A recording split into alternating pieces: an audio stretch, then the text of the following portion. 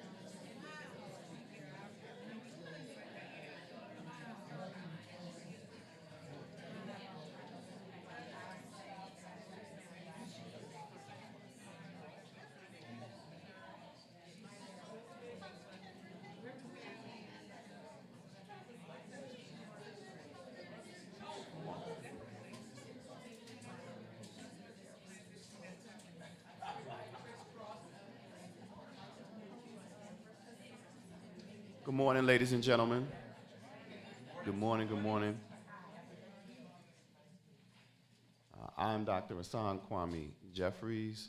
I'm the chairperson of the board of the Montpelier Foundation.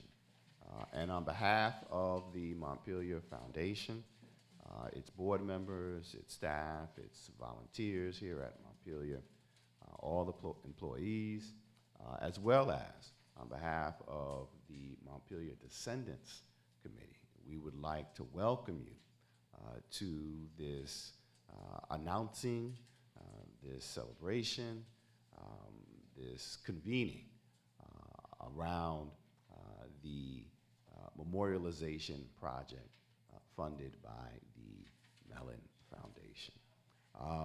At this moment, I would like to invite Reverend Larry Walker up, who will lead us, note him, not me, in singing of the Black National Anthem.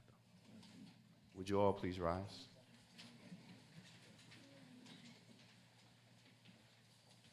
For those who may need the words, they are at the bottom of your program, and we're going to do this together. Ready? Lift every voice and sing, till earth and heaven rings, ring with the harmony of liberty. Let our rejoicing rise high as the listening skies. Let it resound loud as the rolling seas. Sing a song full of the faith that the dark past has taught us. Sing a song full of the hope that the present has brought us. Facing the rising sun of a new day begun, let us march on till victory is won. Stony the road we trod, bitter the chastening rod, felt in the days when hope unborn had died, yet with a steady beat have not our weary come to the place for which our Father sighed. We have come over a way that with tears have been watered.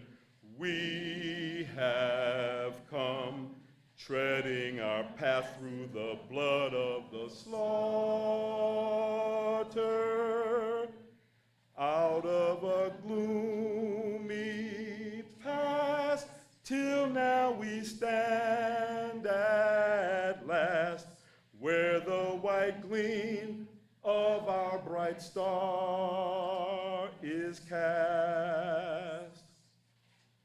God of our weary years, God of our silent tears, Thou who hast brought us thus far on the way, Thou who hast by Thy might led us into the light, keep us forever in the path we pray. Lest our feet stray from the places, our God, where we met Thee, lest our hearts, drunk with the wine of the world, we forget Thee. Shadow beneath Thy hand, may we forever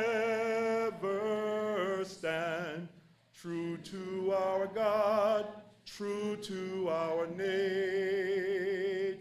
land.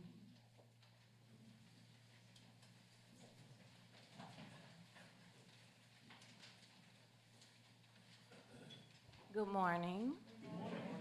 I'm El Renee. I am the Assistant Director of Furious Flower Poetry Center, which is the nation's first academic center for Black poetry, housed at James Madison University, where I also work as an assistant professor of English and Black literature. I'm deeply honored to be here with you all today to honor the legacy of enslaved people who labored and loved on these grounds. I'm a descendant of Black Appalachians who migrated from tobacco fields of Virginia to coal mines of West Virginia to Ohio, where I was born. As I've worked to uncover my ancestors' stories, I've been deeply humbled by the capacity of the human spirit, that we are all here sitting and breathing together means dozens of people persisted so we could be made, means we carry their determination and their resolve in our DNA.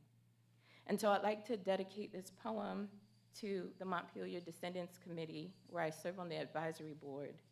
I wrote it after hearing a beloved sing a Black spiritual and heard ancestors testify and felt the dirt and the trees testify and was awakened to a sacred space of communion. The unmapped place.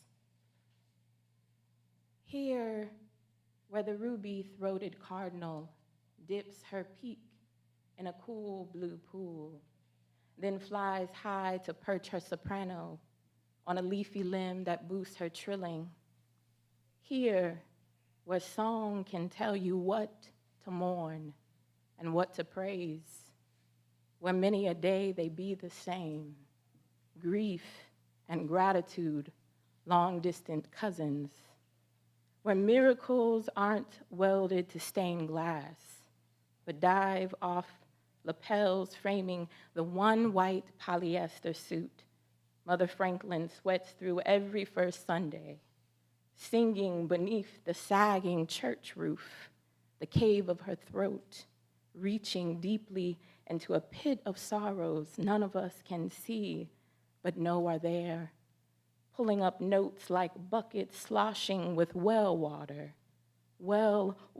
tears that drench the ears with sudden chills, the witnessing of not knowing how she got over, how she made it from one Sunday to another Sunday in her right mind, when the worrying over what she could afford to lose, who she could not afford to lose, consumed every waking thought, until the words gurgled in that gulf, unintelligible shouts that grown folks called catching the Holy Ghost.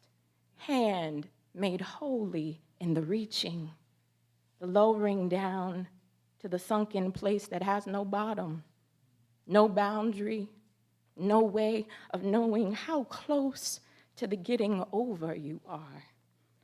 Your proximity to that opening that lifts you high, the invisible phantom limb, suddenly a go-go gadget hand boosting the body out and up, slackened from the muck, the spiritual body, far-flung, sprung loose enough to survey the impossibility of earth, the red soles of brown feet that molded red clay, how those souls birth paths with nothing more than blood and foot calluses, blessed assurances, how the leaves exhaled clearings from their native trees, rooted deep in dirt before well-built wells, waiting for us to remember our way back to those kin, like Mother Franklin, back to the unmapped place where they wait,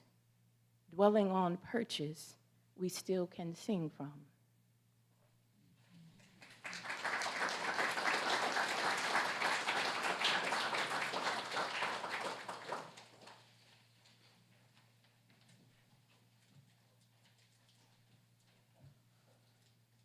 Sing a song full of the faith that the dark past has brought us. Sing a song full of the hope that the present has brought us. The dark past has lessons to teach. It is important today that when we reflect upon the past, we don't simply reflect upon that which makes us feel good, that which makes us feel comfortable, that which we enjoy celebrating. It's important that we reflect upon the entirety of it all. It's important that we reflect upon the dark parts as well, because there are lessons in those for all of us. What we've attempted to do here at Montpelier, the birthplace of James Madison, the father, the architect of the Constitution, is to say that we're going to reflect upon all parts of our collective past. We're going to reflect upon those parts that make us joyful and those parts that make us sad. Because in all parts of our collective experience, there are lessons to be learned.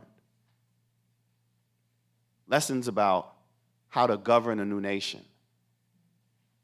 but also lessons about how to survive a crime against humanity, about how to live and toil for generations in a system designed to rob people of their very humanity, and yet is unable to do so because the people clung to their humanity. There are lessons in that for us. We just came from a libation ceremony, standing at the site where those who toiled as enslaved persons on this land are buried. And some would have us pretend as though they're not there. Some would have us pretend as though they made no contribution.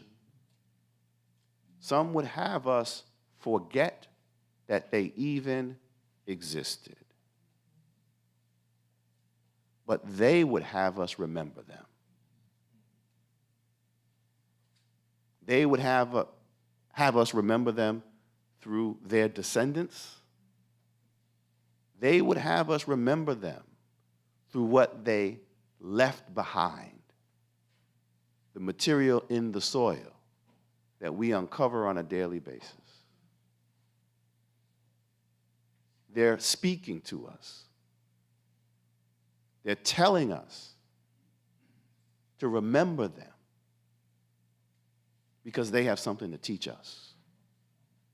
They have something to teach us about being kind. They have something to teach us about our own humanity. They have something to teach us about how to be democratic, about how to give meaning to the words that were born on this place. Lessons of the past, the dark past, that can teach us something today. But the hope of the present is why we are here as well. We're reflecting on the past.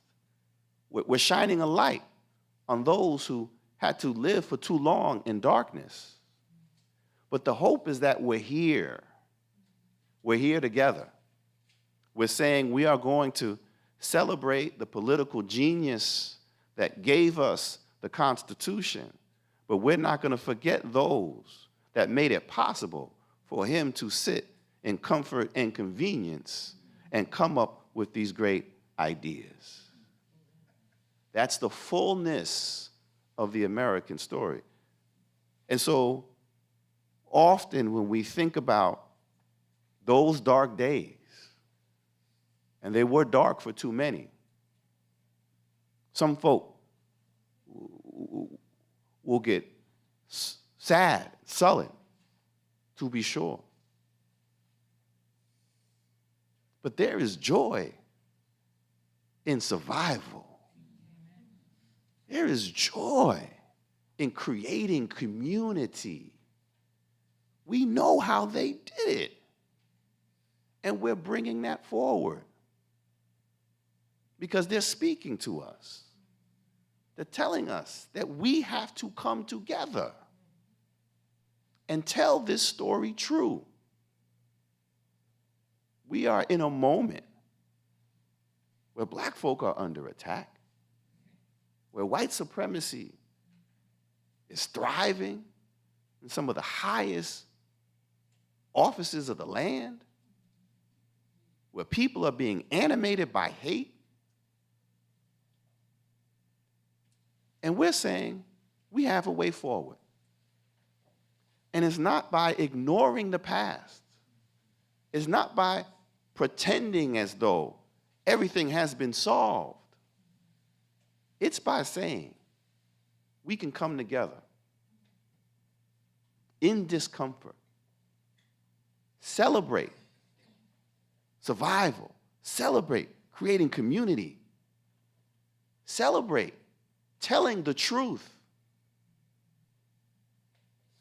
so that we can move forward, so that we can build a better place. You have to understand the past to make sense of the present. And you have to be able to make sense of the present to build the kind of future that we all deserve. That's why we're here today.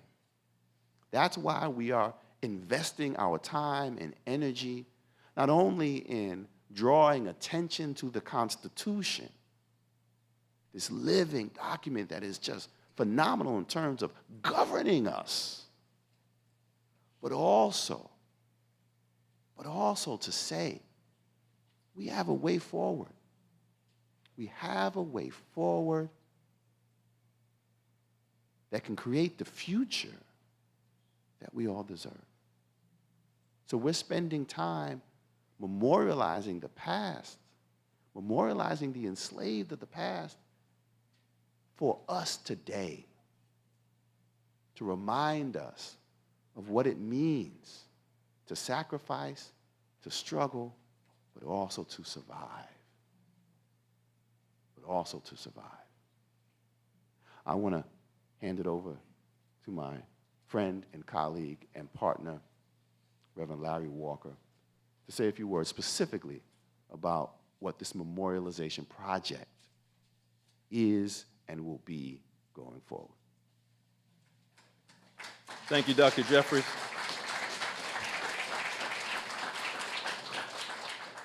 I will be brief, but to tell you that the Montpelier Descendants Committee represents the families of all descendants throughout this region, and we are honored to be here today to celebrate this great accomplishment that has been years in the making for many, recognizing that our ancestors are buried beneath the ground just down the hill, and finally we're coming together in unity, and I love that word because that's the way forward. When I think of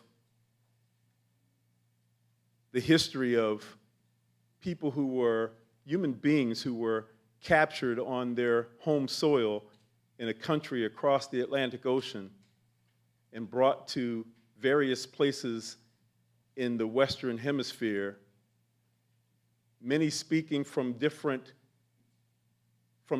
tribes, speaking different languages, but coming together in unity to work together to support each other, to build families, to build community, to survive. Those of us that are here that represent the Descendants community are survivors. We are the survivors of a people whose passion for life made it possible. We are survivors. And yet today, just as they survived some of the most egregious treatment known to humankind, today we have the opportunity to set the path for the future for our children, for generations yet unborn. We'll read the story of history. And as Dr. Jeffrey said, but turn on the news, but pick up the newspaper, we hear about the divisions that have been promulgated in this country for the last several years, and that's not new. But future generations, I think about my grandchildren's grandchildren. What will they say about this time in history? What will they say about those of us who have given our time, our talent, our treasure to build this memorial at the home of the Constitution, to talk about unity, to talk about overcoming differences and pulling together in what makes all of us great? The Montpelier Descendants Committee has a memorialization committee, a committee of descendants who have gotten together to volunteer their time to study and process what we will do, what recommendations they will bring forward to the Montpelier body to decide how we create this memorial and what we do going forward. This is a joint project of all of us, and we're so grateful for each and every one of you being here today to celebrate with us. And we invite you to roll up your sleeves and come be a part of the work. This is only the beginning. This is only the beginning as we talk about building a monument on a piece of ground not far from here, but that will be one example of the memorialization that will go on as we memorialize the entire landscape of this property where our ancestors lived and toiled, as was said, to make James and Dolly Madison and their families' lives comfortable. The United States of America is without a doubt, the greatest place on the planet to live. We are fortunate. But it didn't come about without the struggle and the fortitude and the commitment of those who were enslaved, those who didn't have voice to stand in front of a microphone in a room full of people and share their thoughts. I'm so grateful that today we have that privilege to move forward. And this memorial is going to be a model for the country of what true unity, working together, can look like for all enslaved communities around the country. As Dr. Blakey and several others convened a group, I see Elon Cook, I saw Elon in the room. We had Omar's here. The National Trust convened a group in Washington, D.C. in March. And we talked with descendant communities from around the country. And they all have the same hope that we can lift the voice of their ancestors' existence and tell the full story of what makes America great. Because to tell the full story doesn't diminish anyone. We're here not to diminish anyone, but to lift up everyone. America is great because we're together. And through even the toughest times, I'm proud that the Mount Pelier Descendants Committee and James Madison's Mount Pelier Foundation and the staff here has been tremendous down through the years.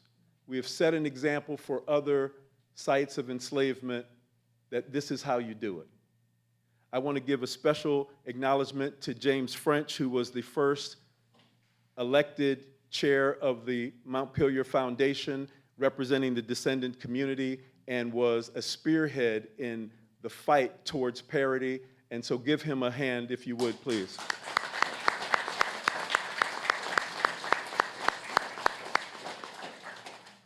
It's all of us together, working together. Last fall, the Mount Pelier staff wrote a proposal to the Mellon Foundation.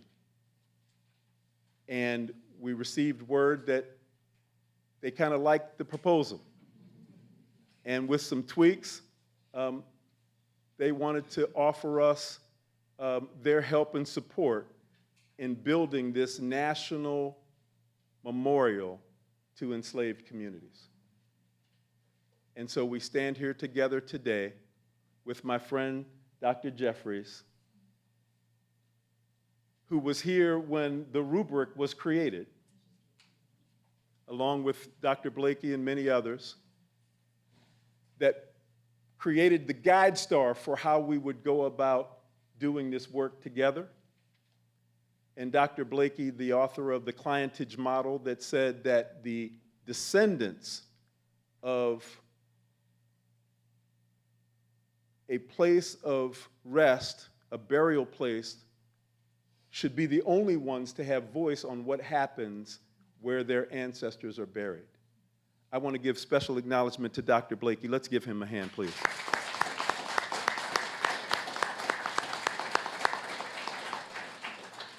And so as it relates to what happens at the burial ground, those decisions will be made by the descendant community with the recommendations coming from the Mount Pelier Descendants Committee's Memorialization Committee led by Henry Anglin.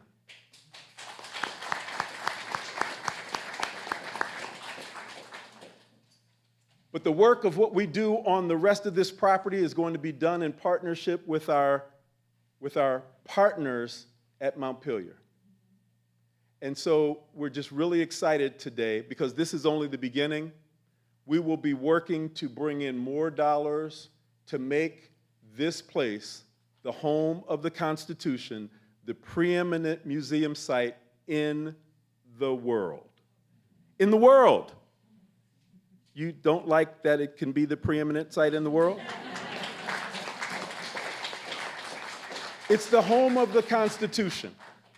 And as you'll hear me say every time I get in front of one of these, the United States, the longest serving democracy, the document that James Madison crafted on this ground, being influenced by the ancestors of many of us in this room, that document is the document that every democracy in the world looks to to establish their system of governance.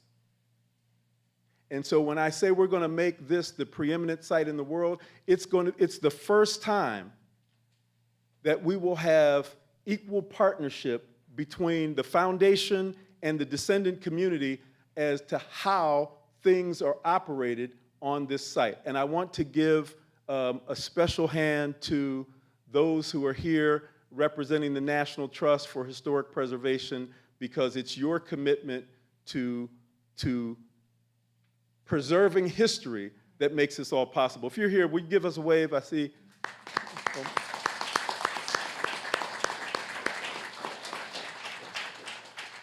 And so with that, can we tell them how much it is?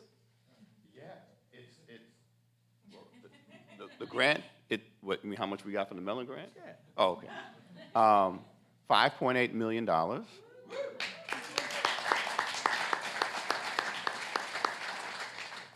And let me add, before you get too happy, that ain't enough. Okay, so we're gonna need more to do what needs to be done, to do it properly, to do it in a way that honors the ancestors, and to do it in a way that will last. So that is the beginning. We have to keep building, and so we're gonna need your support and time and energy, but we're also gonna need you to reach out to friends and family and say, donate, contribute in any way that you can. We have to make this real, and it's gonna take more than what we got. Tremendous. So glad that we were able to get it, but we're gonna have to build beyond. Thank you.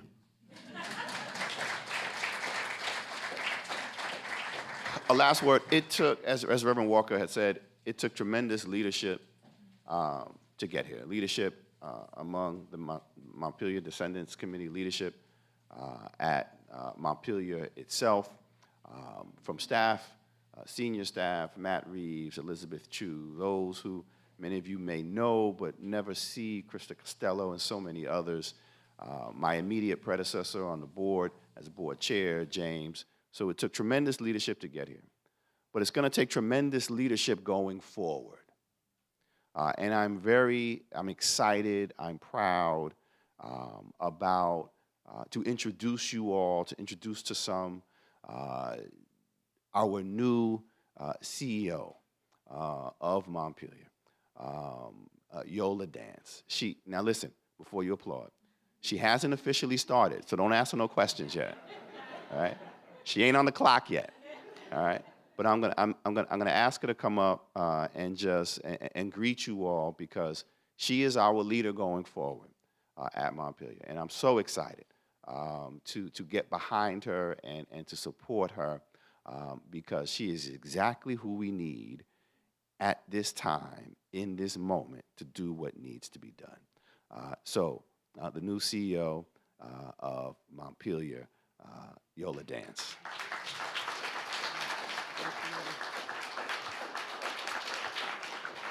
Greetings, everyone, and thank you, Dr. Jeffries and Reverend Walker, and to each of you, many of you who are friends in the sense that we have been in the descendant engagement work together for quite some time,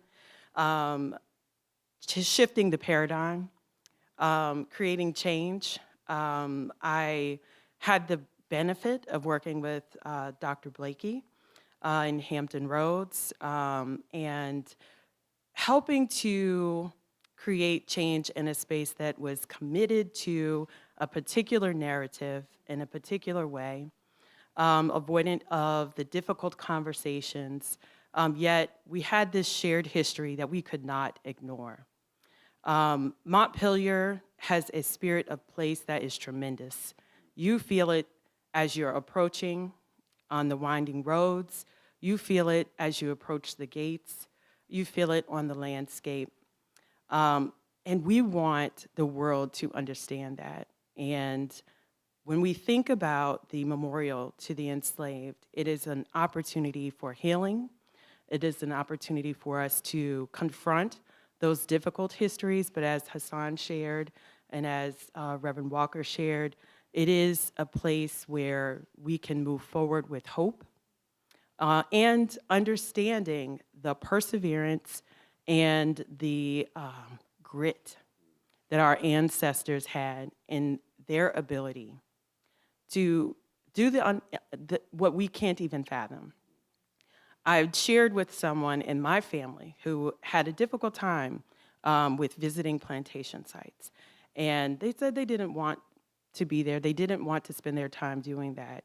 And I said, if my ancestors could be uncomfortable for a lifetime, I can be uncomfortable for a moment.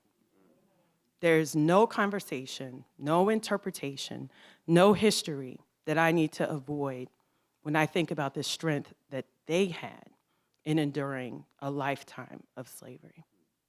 When I think about our ancestors as time continued, and the United States had opportunities to atone, to repair, and they endured segregation.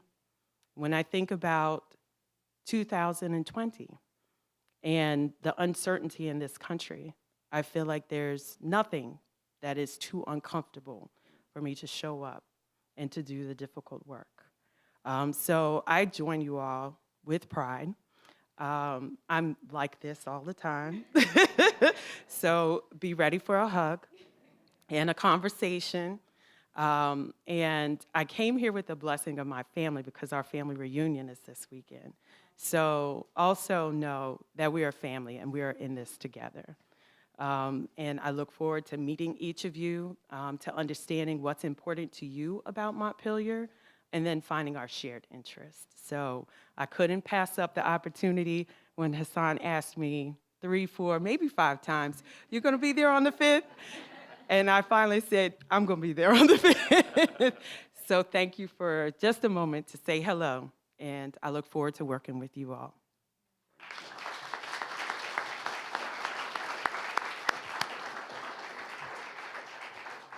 There are a couple other people in the room that I just want to make sure that we acknowledge today, and that being Allison.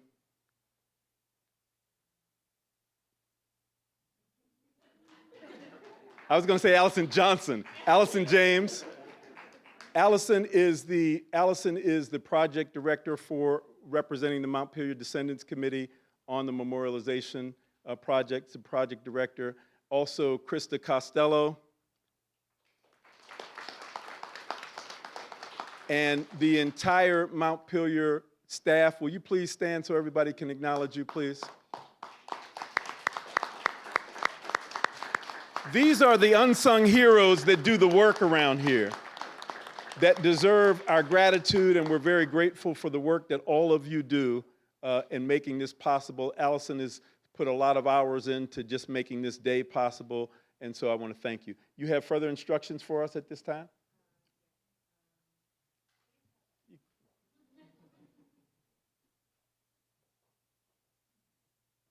you so much, Larry. I'm more comfortable being behind the scenes than I am in front of the scenes.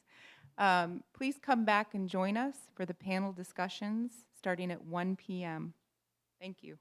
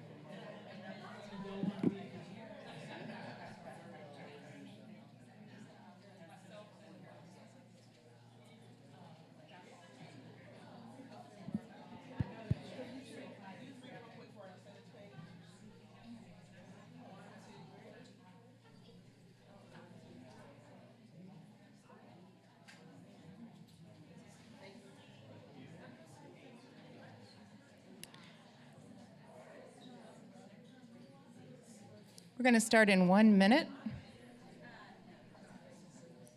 Live stream, text stream. Crew, we're good? We're ready to go? In 1 minute? Okay, thank you all for taking your seats as quickly as possible. We do have a hard start at 1 p.m.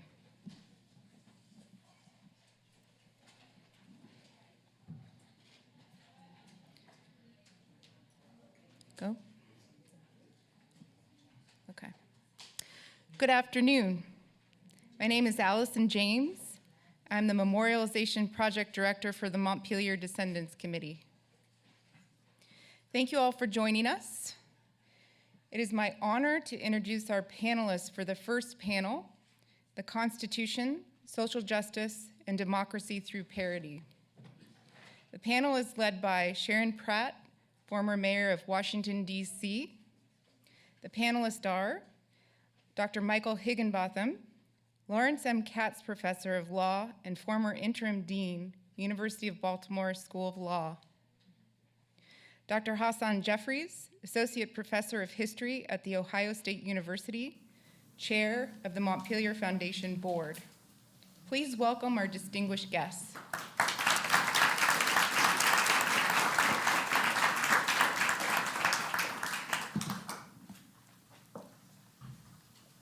Good afternoon. I'm Sharon Pratt, and I'm certain that they gave me some notes, but unfortunately I can't read them.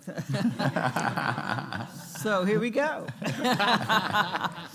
It is my great honor to be here, here at Montpelier, to be here with such two distinguished scholars, here to reflect on the history of our Constitution.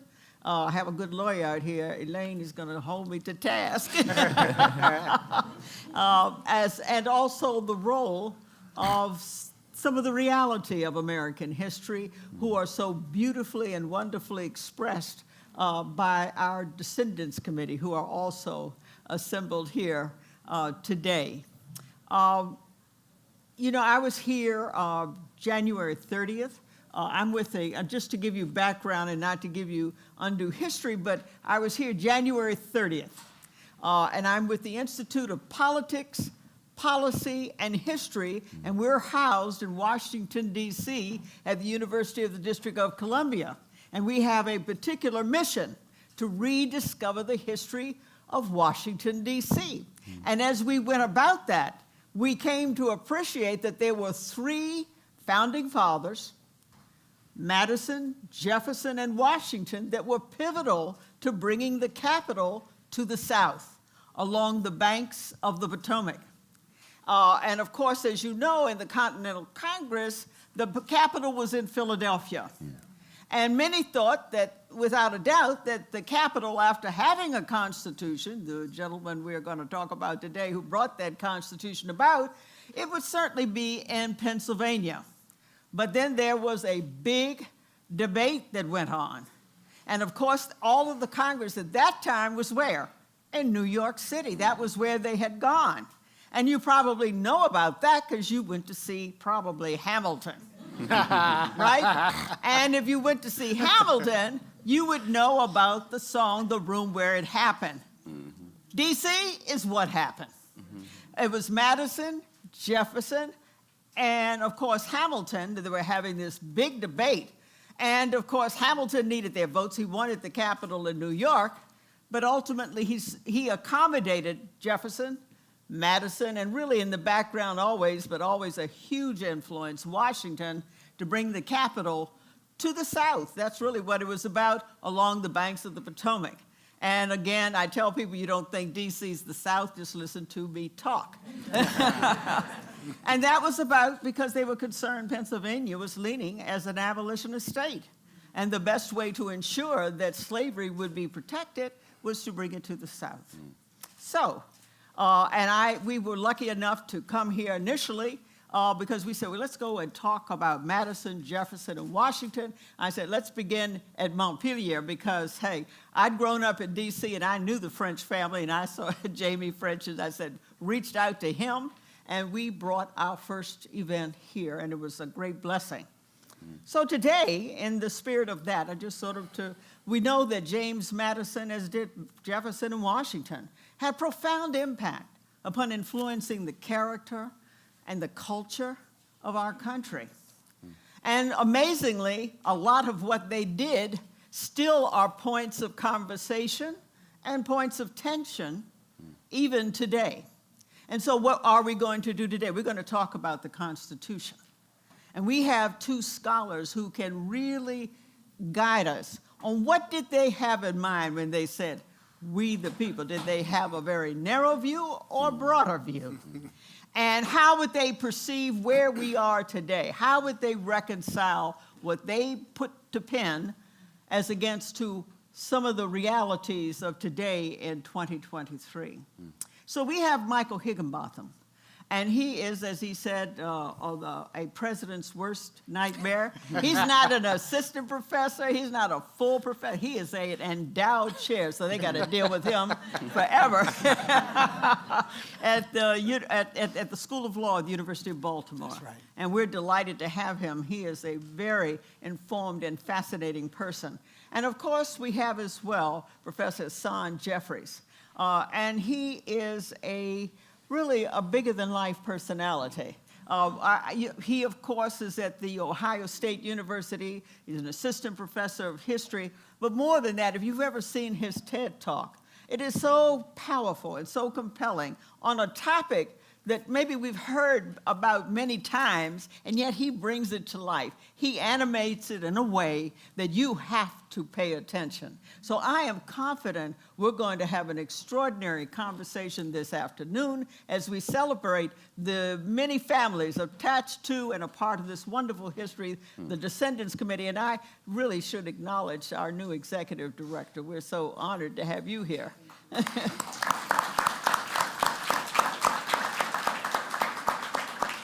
And with that, do I begin with you? We can. Well, I mean, you know, you're always a good place to begin. Please. Well, it's an honor to be here and to be, as you said, a part of this extended family, all those who are connected to Montpelier, and to have, some serious conversation. This is a serious moment that we are in. And I'm not talking just about the project of memorialization and the work that we are doing here. I'm talking about the Constitution and talking about the United States. One of the myths that we have to reconcile with as people who live in this country is the myth of perpetual progress. This idea, particularly as it relates to the role of race and racism, but this idea that things may have been bad once, but this is America, so things always get better, right? The myth of perpetual progress, that no matter what happens, things will always get better. The problem with that is that time is not a social force. Time does not create change. The mere passage of time by itself does not create change. What creates change are the actions of people. And so if we let time just pass, nothing will change. And in fact, things will revert back to the status quo. And if that status quo is negative, if that status quo is harmful, it will only be reinforced. I say that to say, thinking about the Constitution, thinking about this nation, thinking about our democracy, and thinking about where we are not guaranteed to have this democracy going forward. This is something that we need to understand. This is something that the framers, that Madison understood, that there's nothing guaranteed about what we're putting into place. And just because it's existed for 250 years almost, doesn't mean it's going to be here for another 251st, the 251st. So we have decisions to make about what we want to see going forward, what we want this country to be going forward. How democratic do we want it to be? And what guardrails are we going to use? Are we actually going to live up to what's in the Constitution? Are we going to abide by what's in the Constitution? And we'll get into that, we're facing real challenges from large segments of the population about what this future should be. And what the future should be is often rationalized by how we frame the past. That's why that connection between the past and the present is so critical, because we will get today wrong if we get yesterday wrong. Mm-hmm. Absolutely. Professor Higginbotham? I don't have my notes either, so I'm going to have to do it from up here. I, too, am honored to be on this panel with Hassan, my chairman, and with the mayor. Every time I come onto this property, I get goosebumps, because for a con law professor, there's no more important place to be than here. The mayor said it's where the room happened in D.C., but for a con law professor, right in the big house, in that library, that's where the room happened, because the concepts, the key concepts, separation of powers, enumeration of powers, federalism, they were all first thought about right upstairs in that library. The most important, though, is what the mayor mentioned earlier, the title of this conference, the words you see as you drive into Montpelier, we the people. And I can tell you that one of the proudest moments I've ever had in terms of the Constitution and being proud of that original Constitution was when I was working on issues in South Africa on anti-apartheid matters. And in the mid-1990s, I was in Johannesburg, had a chance to see the draft of the new South African Constitution. And when I looked at the first 3 words in that draft, tremendous pride as an American, as a believer in the Constitution, came to my heart. And that's because the 3 words in that South African Constitution were taken right from the American Constitution. We, the people of South Africa. And that's important. That concept, we the people, is important. The definition has often been problematic. And we can talk about that definition. When I think of James Madison, and he was a complex individual, he was a very bright individual, very well-read individual. But when I think about James Madison, if I have to do my elevator talk, you know, the 20 seconds before someone gets off the elevator, I would say that Madison had it right on religion and dead wrong on race. And that, I think, goes to what Hassan mentioned earlier. And it really is about history. Hassan said it's not guaranteed that in America we're going to continue to make progress. I agree 100%. It's not guaranteed. And when I look at this history of America, particularly dealing with issues of racial inequality, we've often taken 2 steps forward, and then we take 1 step backward. 2 steps forward and 1 step backward. And I think if you see the 4 kind of main periods historically, slavery, the founding, Reconstruction, and the Civil Rights Movement, and where we are today, in each one of those periods you see steps forward, but also a step backward. And I think that's what we're seeing today. Well, let's talk about where you think the founding fathers, in particular James Madison, might have envisioned how the Constitution would have been applied, and where they might be in what is perceived as a more polarized political environment today. Now, of course, people will highlight there were many times in America we had polarized political environment, not to mention the Civil War. But James Madison started out, I think, and I'm not the scholar here, you know, I'm a politician, so God help you with the facts there. But he started out somewhat of a Federalist, because he, of course, was the author, one of the authors of the Federalist Papers. He really pushed to have a more authoritative governmental structure, because the Articles of Confederation did not work. But soon he drifted towards Jefferson's Republican system. I mean, he became a supporter of that.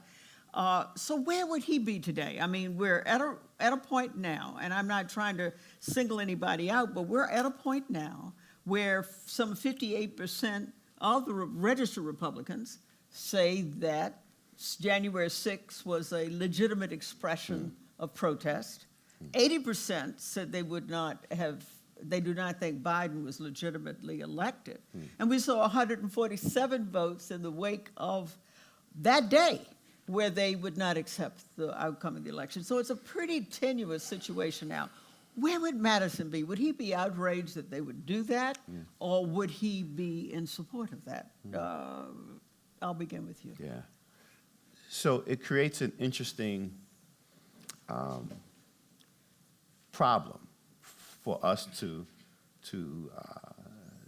sort of take that apart, because what we saw on January 6th was political violence. It was an attempt to use violence to stop the peaceful transfer of power. Political violence. 1 year after January 6th, on the first anniversary of that moment, President Joe Biden gave a very powerful speech in which he condemned white supremacy. He talked about political violence and condemned what happened on January 6th. But he also said, in giving those remarks, he said, what happened on January 6th? He said, that's not who we are. And I was folding laundry, because that's what you do when you got little kids. I was folding laundry while I was watching, and I was like, Joe, we're on a first name basis. I was like, Joe? I was like, wait a minute, hold on a second, Joe, that's not who we are, right?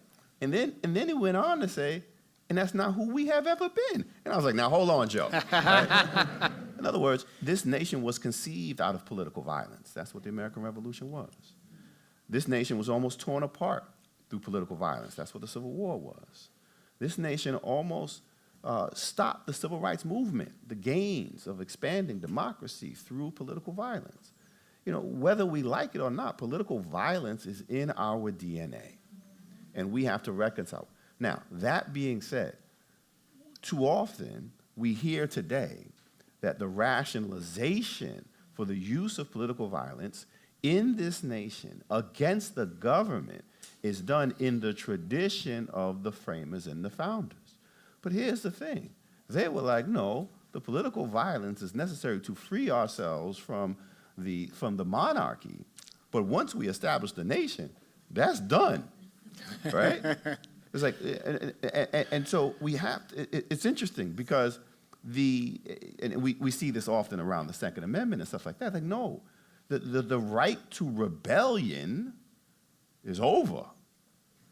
For Madison, it's done. For those who are Americans, right? The threat after the revolution. So when we're thinking about the creation of the Constitution and the protections to preserve sort of civil order, before the American Revolution, the threat is from above. The threat is the monarchy, right? The threat is Britain. The threat is overseas. And it's a coming together of the colonies to defend against that external threat from above. But once the nation is formed, the threat is no longer from above. The threat is from below. The threat, and I'm not talking about the citizens, the threat that they were worried about were the enslaved folk. The threat that they were worried about were indigenous people, right, who would engage in acts of rebellion. Right? There was going to be this sense of the political violence is done. Right? We have to organize to make sure that those we're holding in bondage don't rebel against us. But those who are a part of the body politic no longer have a right to rebel against the government. There would be no need to, because the government represents you. And so when we think about those instances of the use of political violence to stop the forward momentum of the nation, it runs counter to what the framers and the founders had in mind for those who are a part of the body politic. So, but we see this coming up constantly. During the Civil War, the Confederates, they waved the flag of the founders, saying that we are acting in the best tradition of the founders and the framers. It's like, no, you're not. You're trying to destroy what they created. On January 6th, they were trying to destroy what was created beginning here. And so, yes, there's a history of political violence in the United States that we have to reconcile with, and done in the name of racism. That's what the Civil War was, and redemption, and what January 6th was, if we want to be frank about it. But that doesn't mean that it has to define us. In fact, the framers and the founders were trying to get away from that. This is why they were so concerned about parties. They eventually move in to embrace them. In the beginning, it's like, no, why would you need parties if everyone's committed to the same political purpose? We've gotten a long way away from that, but it's important that we understand sort of where we started as a nation and these original concepts. So let me ask you this, Professor Higginbotham, in keeping with what Professor Jeffries has said. To what extent do you think Madison and others had a very narrow view of we the people? After all, by and large, those were patrician white men, only men, who had any power. And we see now, even beyond race, there is in this era of designer babies an enormous push against women having any authority in terms of reproductive rights. I mean, why in the era of designer babies are they consumed with this issue? So is this about narrowly constructing or preserving a notion of who is we the people? And therefore, anyone who steps out of that, we're going to push them back? I don't know. I'm asking. Yeah, you're asking the tough questions. No doubt about that. I think one of the most important things to think about in this question that was posed, and I think Hassan responded in a direct way, and I think his response was a good one. The way to think about this is who we were is not who we have to be. Who we were is not who we are today, at least in my mind. And I look out at this audience, and I'm delighted. I'm delighted to see, because this is America. See, you look at this audience, this is America. And when you think about James Madison was all about the parity and the inclusivity and the pluralism with respect to certain things. You know, if you look at the House and the Senate, you know, we got to have 2 senators from each state. Then we got to have individual representatives from each one of the states so that we can reflect that inclusivity. He did that with a number of things. The mayor mentioned D.C., where D.C. was placed. So there was a number of things that occurred that reflect trying to be inclusive, trying to deal with a number of aspects. But when you think about race, and then the mayor asked me also about women's rights, you're bringing in a whole lot of things about who we were and who we are today. So when you think about defining we the people and who we were and who they meant, fascinating to look at the Declaration of Independence. See, all of us know about the Declaration of Independence and what it said. We hold these truths to be self-evident, right, that all are created equal. But there was a draft. See, the final version was not the original version. The original version had a nice long paragraph in it. The original version said, "We despise the king because he kidnaps people from a distant land who never, ever did anything to him. And what does he do? He enslaves them." Now, if that had been in if that had been in the final version, we could talk about, hey, what does we the people really mean? Although that draft paragraph got dropped. Why? Because James Madison understood the hypocrisy of that statement if slavery was going to be permitted under the original Constitution. So they dropped it out. Now, a couple of other things you want to think about, we the people. You're fighting a war, folks want everybody to fight with them. So yes, they had black regiments from Rhode Island and Massachusetts fighting in the Revolution. But when it came time to then, after they won, to draw up who's going to get the rights and privileges and benefits, even Dolly Madison didn't get the right to vote, right? Even Abigail Adams didn't get the right to vote. So when you start thinking about who we were, you know, we were rich, white, male Protestants, and one Catholic get some rights and privileges, or at least all the rights and privileges. And then there are others. Now, the good news is James Madison, while he got it right on religion, while he said, hey, look, we want separation of church and state, and we don't want any discrimination against all of the different religions. We got a whole lot of different religions here. He didn't do that with race. But I think if he looked at the Equal Protection Clause that was put into the Constitution in 1868, I think he would have said, you know what? That makes a lot of sense from what I try to do with religion. That makes a lot of sense. I mean, I got it wrong. I think he's big enough to admit he got it wrong, looking back. And then, when you think about today, people ask me all the time, you know, what about this Dobbs decision? What about this affirmative action decision? My short answer is, it's political. These aren't judicial decisions. I teach this stuff. We got 60 years of precedent on both abortion rights and on affirmative action. And if you look at what the majority said, and Elaine Jones is out there, you know, you were mentioned already, but my hero, you know, one of the greatest litigators in the history of this country fighting for individual rights. When you look at Dobbs and you look at the affirmative action decision, Harvard case, they're political decisions. You got 5 or 6 justices that said, hey, we don't really care about the precedent. We don't really care about the law. We know what we want to do in our hearts, and we're just going to say it, and we're just going to do it. So we can talk about solutions at some point if we have time, and I'm happy to do so. Solutions about the Supreme Court's interpretations, limitations on rights, as well as others.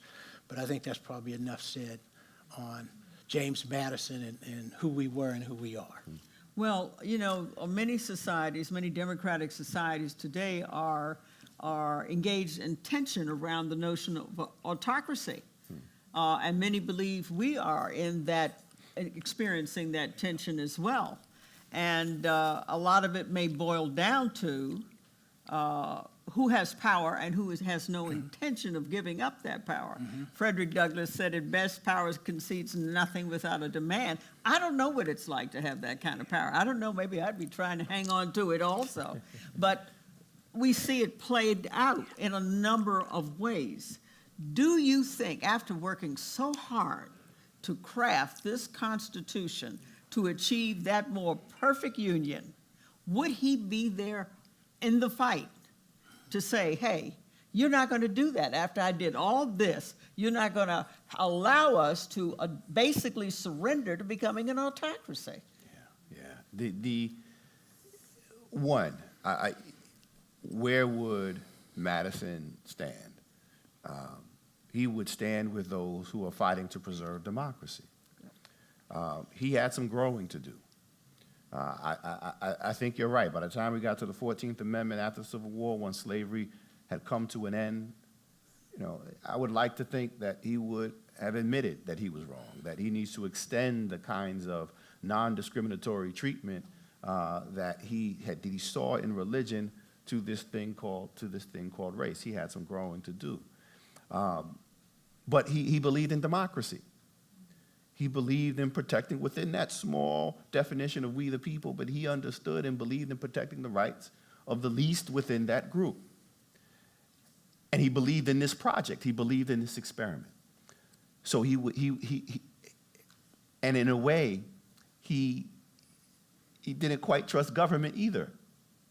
Not in the ways that we think about it, right? Not in the ways it has been spun over the last 40 years for political purposes, right? I mean, the anti-authoritarian impulse that we now see coming from the political right was not born under Donald Trump.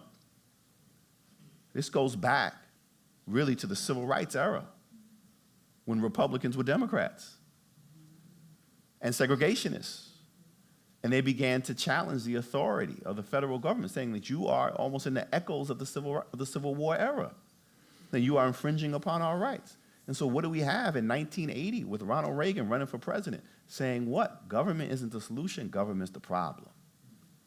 When you start talking about government is the problem, in a different way than we saw the framers, we saw Madison talking. Madison was like, listen, we need government because we ain't angels, right? That's Madison. He said we need government, but we also have to make sure that there are limits on government, right? This is why he's like, okay, well, we need to have a Bill of Rights to make sure these are the rights that we can't have government infringe upon. So he understood that there would be limits to government, but he didn't think government was the problem. He said there's a role for government, but once you start down that path, government's the problem, government's the problem, government's the problem, then what you see now, where people are saying we don't have to listen to government when government doesn't reflect what we want it to reflect, then you're going to have a problem. And we have that problem right now. And it's centered around this authoritarian impulse. So we have a big problem. Yeah. We do. Before opening it up for questions, I'd like to ask you the same question, Professor. Sure. And again, I think what Hassan is talking about is really critical, because what Madison believed in was the consent of the governed. Government can be helpful. Government can be problematic when it doesn't have the consent of the governed. And so I think when you look at today, and when you look at some of the swinging to authoritarianism around the world and also here, you're looking at people that are upset because they lost, even though the government had their consent. They just didn't vote for the majority of the people who voted in candidates. And so when you lose, and I mean, this is playground, you know, this is playground. When you lose, you don't take your ball and go home and then come and get a bat and come back to the playground. You don't do that. I mean, what kind of a message are we sending to our kids? You know, when I was growing up playing baseball and football, my parents said, you know, good game, but you guys got beat today. You know, you learned a lesson. And you're gonna try harder next time. You know, you're gonna prepare better next time. But you lost, and you have to accept that. This is about democracy, and we're a leader for the world. I know that maybe the last years don't reflect that, but we're a leader to the world. In many respects, we're the last best hope. I believe that. And with that said, we have a special responsibility to show the world that democracy can work. One of the problems is that we're showing the world that it's not working as well as it should be. So we got to show the world that it can work. I believe we're going to do that. And I look forward to some solutions that will make the thing a little bit better for everybody. Good. Well, of course, I don't know about your experience, but when I was in high school, my school, Roosevelt, we would go to these football games. I won't give the name of the school. The other school one of them said, okay, Sharon, if we don't win the game, we're going to win the fight. So that's what. So I think we may have a dynamic like that here in America. We'll open it up for questions, please. Yeah, Elaine, yeah. Would Madison have believed in a representative democracy?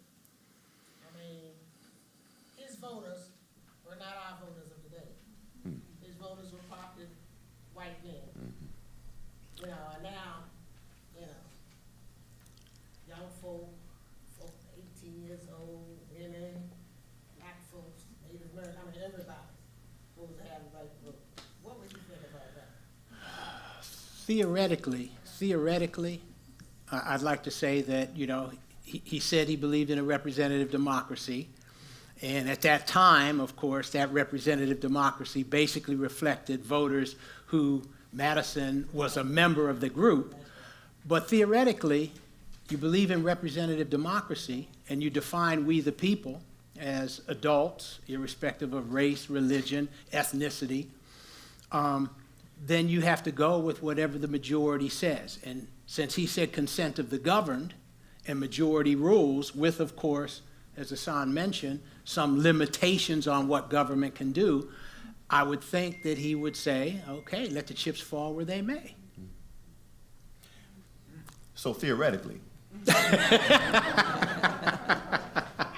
if we can bring him forward into the 21st century, and that's a theoretical sort of analysis, but what we know in the moment in which he lived is when he had the chance and opportunity to create something that was more representative, he chose not to.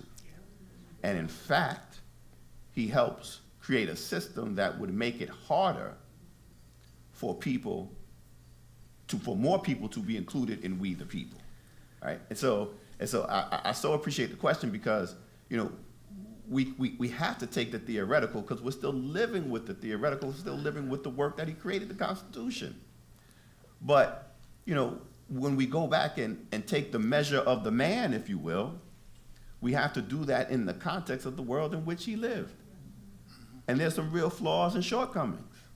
So, you know, what would he say if he peered outside of the window in the library and saw what we see today? He'd be like, oh, hell no, this ain't what I had in mind.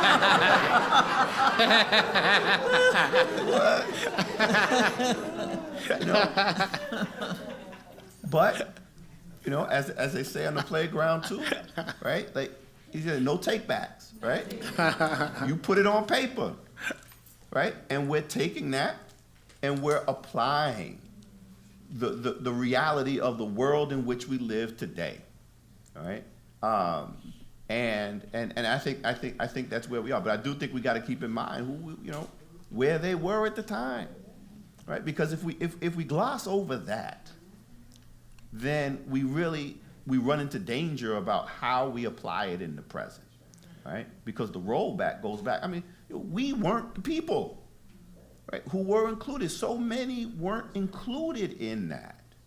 But we're saying that, look, we see the value in the theoretical proposition. We've made it aspirational, and we have to apply that.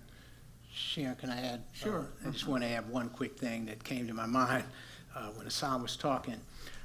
Some people say, some of my students say I'm a little too critical of the founders, Jefferson, Madison, Washington. But one of the things I say, they say you can't look at Madison from a 21st century lens. That's unfair, you know, because he was a person of the time, 18th, 19th century. So what I say to them is, and I think this may be what would happen today, as Hassan said, Madison would be up in the window saying, hell no. But many of his friends, and I say two of them come to mind, George Wythe, a founding father, signed the Declaration, and also the secretary's name is slipping my mind right now, but he was from Virginia and went out and became governor of Illinois. He was also a friend. Edward Coles, thank you. Those two individuals were also of the time and also of Madison's group, but they took a different position. They were opposed to slavery. They freed their slaves. Edward Coles went out, supported abolition in Illinois, and also provided each one of his former slaves property so that they could have a piece of the American dream. I think that Madison would be up in the window, but I think there would be a whole lot of other people like Edward Coles and like George Weiss saying, Madison, you're wrong again, and you know what? We're going to win this time. We're going to have equality this time. We have any other questions? Oh, yes, Tanya. So I'm gonna focus in a little more tightly from the theoretical of what Madison would think about the current state of the United States and talk about what's going on right here, right now. I'm, Madam Mayor, you already know this. I'm from Washington, D.C. I grew up in D.C. I'm a seventh generation Washingtonian, but my family still owns our property in Orange County, Virginia, that I'm very proud of my formerly enslaved ancestors who built something out of nothing in a town where they were enslaved. We are very proud that we are still there and the people who enslaved them are not. But when I think about how I experience democracy as a Washingtonian who does not have any representation in Congress, as a black woman who is repeatedly told that my perception of history is wrong, that my ancestors were brought here in order to be taught how to be civilized, when they were brought here because of their expertise and skills, and they built this entire state, top to toe. They built it and farmed it and lived it. How are the institutions that exist now honoring that legacy? And how are the institutions, like the institution that exists here on this property, why are we creating separate institutions to represent the people who did all of the work? Why are we not taking the opportunity where we can to show a democracy that includes all of us together talking about our history and talking about our legacy and really amplifying the stories of what actually happened here, and saying we want an integrated group of people with a broad variety of backgrounds who have all experienced this, who have experienced it from the enslaved perspective, who have experienced it from the ownership perspective. Like, why isn't this place, why isn't Montpelier leading that charge, saying, guess what? We could have a governing body that shows the totality of of the experience in this region, which includes everybody, and be an example of how we can change how we talk about democracy in America, and be inclusive and say, yeah, there's some really horrible things that happened, there's some beautiful things that happened, but we want everybody at the table discussing it. And it seems like we just continue to create these institutions that have separate but equal boards and governing structures that do not fully integrate into each other and actually have the difficult conversation so that our institutions can reflect where we want to go. Well, you actually described what we've accomplished and are working towards here at Montpelier through parity. In other words, having the members of the independent Montpelier Descendants Committee have equal say in an equal number of members who will sit on the board of the governing body of the Montpelier Foundation. So we have achieved this thing that we've called structural parity, in which the full decision-making of the board is a reflection of members of the broader community, but also members who are nominated to be on the board to represent and speak for the broader descendant community. And so we are practicing that. And that is important. And we want to become sort of that model of democratic governance. So we can be internally have those difficult conversations. And it's not just difficult conversations, it's difficult decision-making that stems from these conversations. And so we're trying to do that. But at the same time, I will also say it is important, and I say this as a person who grew up in the black community, who grew up in a black church, who went to a historically black college, Morehouse College, that having institutions and organizations that are run by black folk is also critically important as well. And that's not just sort of a new phenomenon, right? I mean, one of the first things that happens at the moment of emancipation is that black folk not only create their own schools and where you got to deal with segregation, but they create their own churches, right? Formerly enslaved, having to attend white churches, one of the first things they do is they leave white churches and create their own churches because they understood the importance of cultural and social autonomy, but having that decision-making over religion. Now, they took with them that one white member, Jesus. They took that white Jesus with them, Reverend Walker. So Now I see what you're saying. we might need to have some conversations about that. I know. That's why I'm wondering why they took that one white version of them with them. But the point is, having your own institutions is important.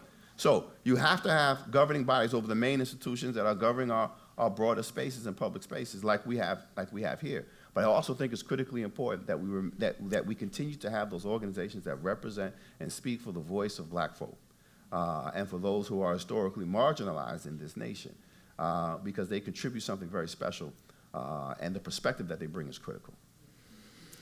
Yeah, I'm glad that Hassan took that question as the board chair. He answered it exactly how, what I was thinking, but he articulated it best. And I do think that Montpelier can be an example, and we're striving to do that. And I'd like to see, I'd like to see Monticello and Mount Vernon, kind of take a look-see. Because there we go, all right, that's what we want to hear. Very, very good. And the only other thing I would say is the example that the questioner raised about separation, separate but equal Plessy, it's an important example to remember our history. And one of the things that they don't know about that case, because if you look at the decision, it said, if people are going to get together across racial lines, it has to be the result of natural affinities, mutual appreciation, and mutual respect. Now, the reason why I mention that is because it's a lie. It's a fallacy. The Supreme Court created a fallacy that Plessy versus Ferguson was all about choice. The reality is, it stopped the choice. Blacks and whites with mutual appreciation, with mutual respect and natural affinities, they couldn't get together because the law said you had to be separate on the train. And so when you look at Montpelier and what has been done here, this is about the third car.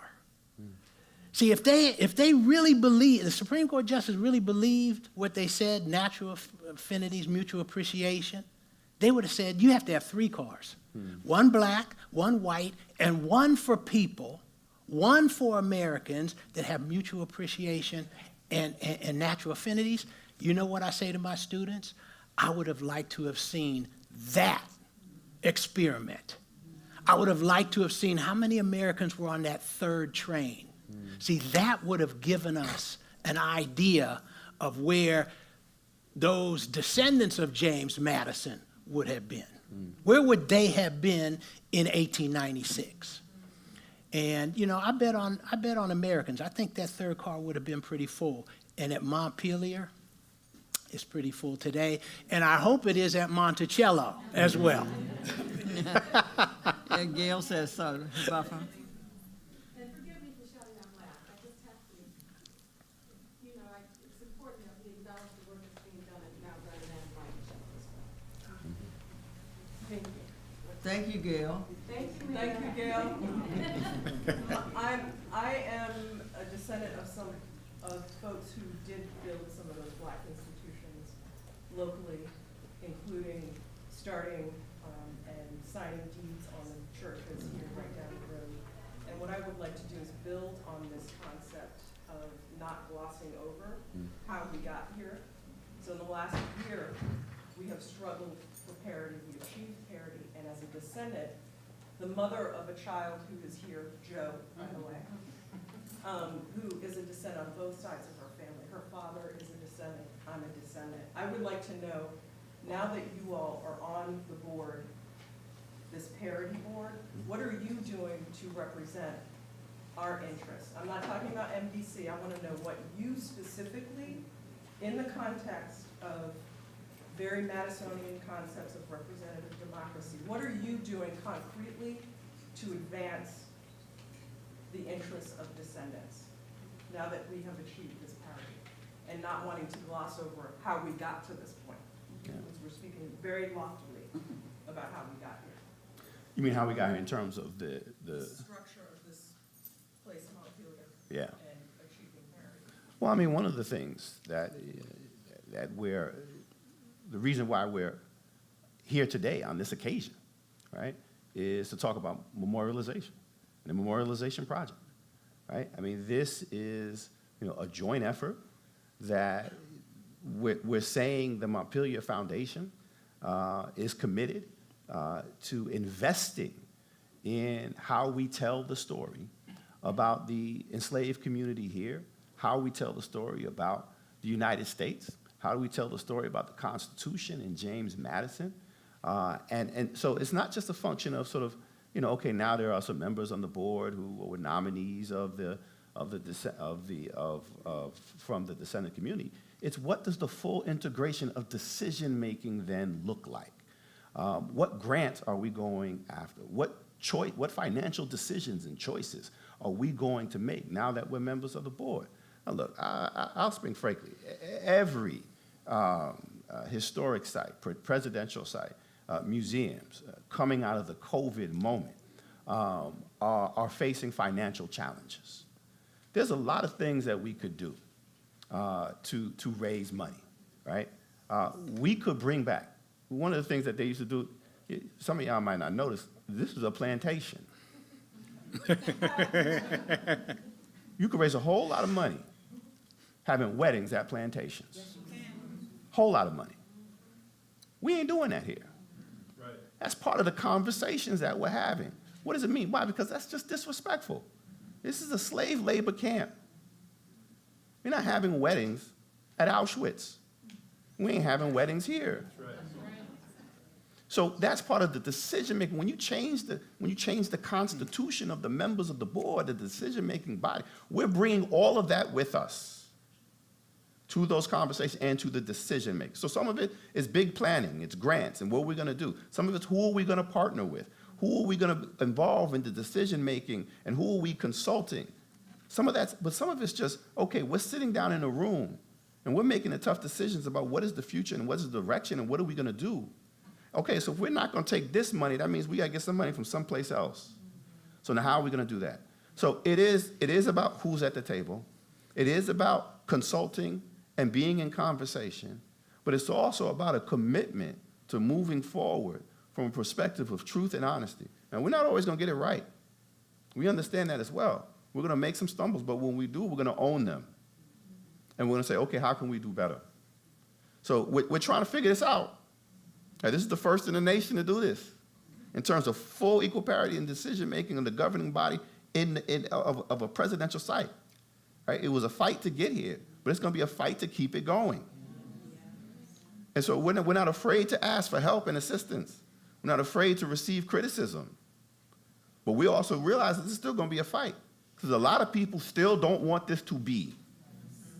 They still don't want it to be. Don't believe that it's right. This is not just about power. This is also about identity and all this other stuff. But we're here to say we're not going back. We're moving forward. And if that comes at a particular cost, it does. But the members of the board, the people who have accepted this challenge, those who have come before, those who have laid this pathway, and those who are going to come out, are doing it because they realize the power of this place and what can be accomplished here and how it can serve as a model. So a lot of it is going to be big decisions, but some of it is just the daily small conversations that we have with staff coming up and saying, okay, what about this decision? That's a good, now this is in the spirit of parity and moving forward. So there's a lot that's visible, but then I think there's also a lot that's going to be unseen. But thank God I don't have to do it all by myself. And thank God we got Yola Dance who's going to do all of it for me. That's also part of that decision making, right? So. I would just add that, I believe that the truth will set us all free. And that's what I've tried to do in my academic career.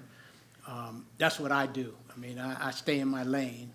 And so what I do is I write, and I do a lot of media stuff, and I teach. And so I believe that the truth is important, and it's the descendant stories need to be out there. as well as the truth about this entire country.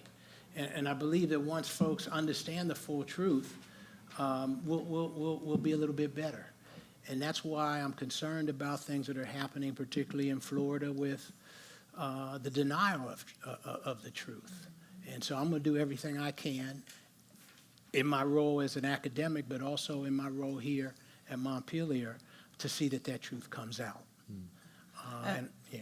No, I'm going to call on someone else. But before I do, I said, as an observer of the French family, one always has to make a tip to the French family. I see so many of you here. James, of course, is someone I reached out early on. You always have been a little ahead of your time. So we very much appreciate the contribution you've made on these issues. Please. I am Mayor Shalai Hashibaz Washington. I am the 6th generation directly connected to barbers, James Barber. Slavery was the largest forced immigration in the history of the world. And my statement is, now let's have the conversation. Along with Ms. Jones said here, I would like to see, as a lifetime resident, 6 generations connected to James Barber, Barber's Virginius, all Barber, friends with James Madison, etc. I would like to see more inclusivity as well. I research a lot at our clerk's office, right down here at the courthouse, which is our beacon for everything.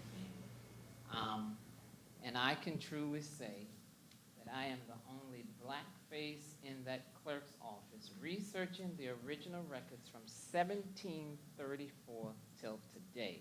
I have uncovered beautiful things about our enslaved community, our black community, and now I'm on a mission.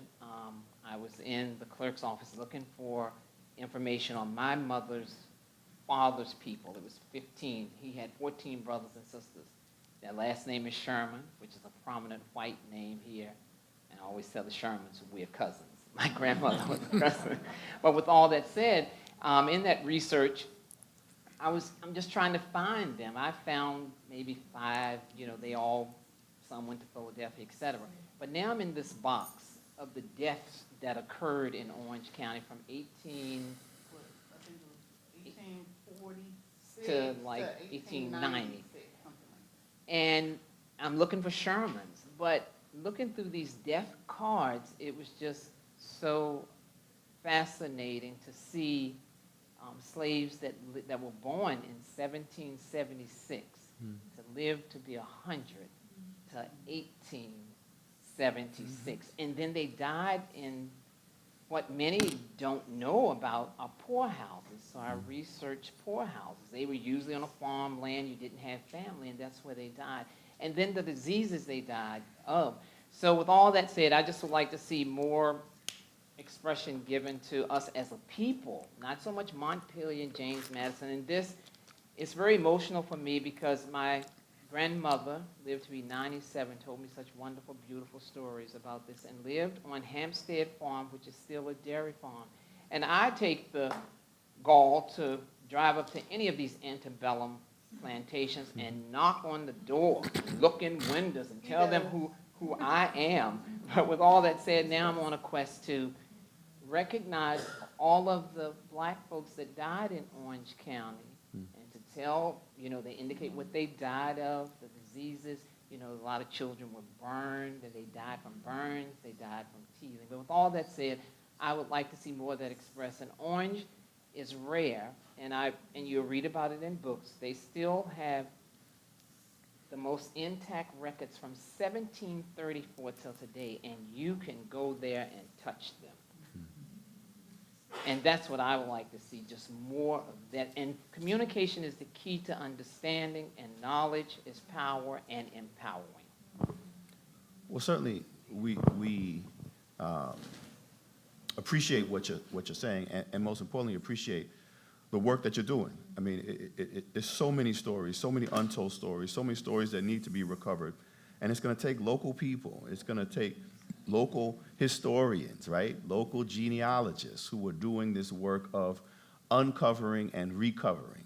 You know, Montpelier and the stories that we're capturing here are not to be finite, right? These aren't the only stories. We're envisioning Montpelier, if I can use the royal we, as sort of a point of entry, right? We're digging down where we can with the limited resources that we have, but with the people who are committed to do it, but as a point of entry to get people not only to learn about what happened physically in this place and the places that are connected to it, but to say, you know what, what's going on with my family? Where are my roots? Where are my connections? How does this speak to my community here in Orange and beyond? My family is in Virginia, but my family's also roots go back to enslavement in Georgia, right? And so but the stories, even the ones that we don't know, they're parallel stories, right, in each of these different places. And we may never, there's a project right now called 10 Million Names. We have a project here at Montpelier to identify by name all the enslaved folk here, but there's a broader project trying to find the names and discover the names of every enslaved person, the 10 million who wound up here, because there's something powerful in calling the name. And so what we're saying, you start with the name and you tell the story, right? But Montpelier certainly is not to be the end. In many ways, we're hoping it can be a beginning, a point of entry to do the very exploration and the deep work that you're doing on your own. So thank you for that. Yeah, I applaud your work and look forward to seeing a book on it also. It is indeed. Yeah, did you have a question? Yes, I'm curious as to what Madison would be saying about the whole squabble we're having over states' rights now. I think especially about the fight between Biden and the governor of Texas over the boundary issue and that kind of thing. Yeah. Well, you know, I'm not a Madison scholar. I'd almost have to defer to Madison scholars, but Madison, you know, he believed in the principle of federalism.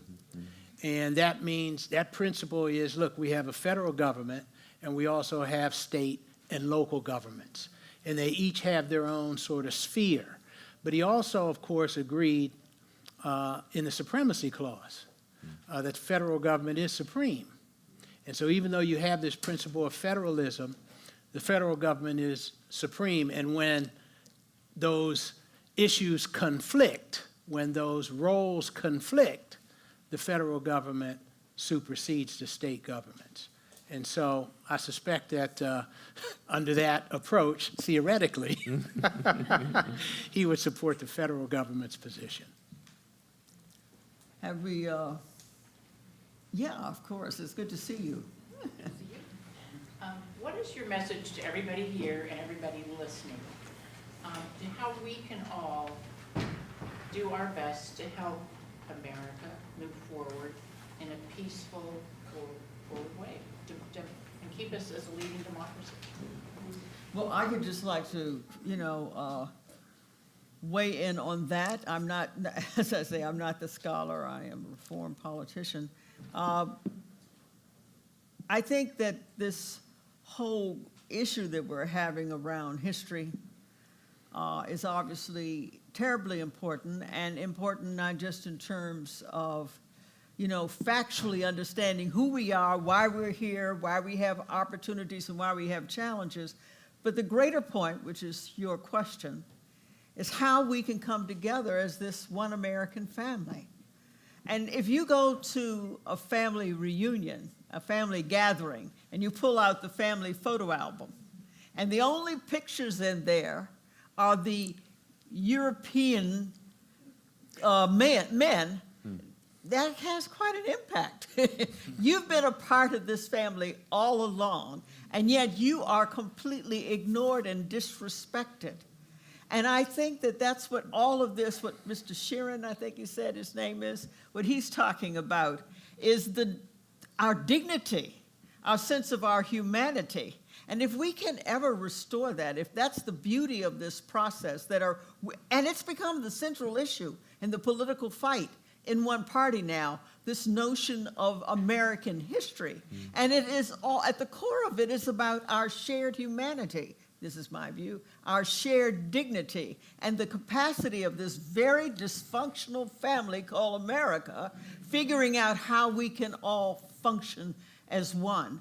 I think if we're honest about this, if we genuinely look at our history, I think we can get there.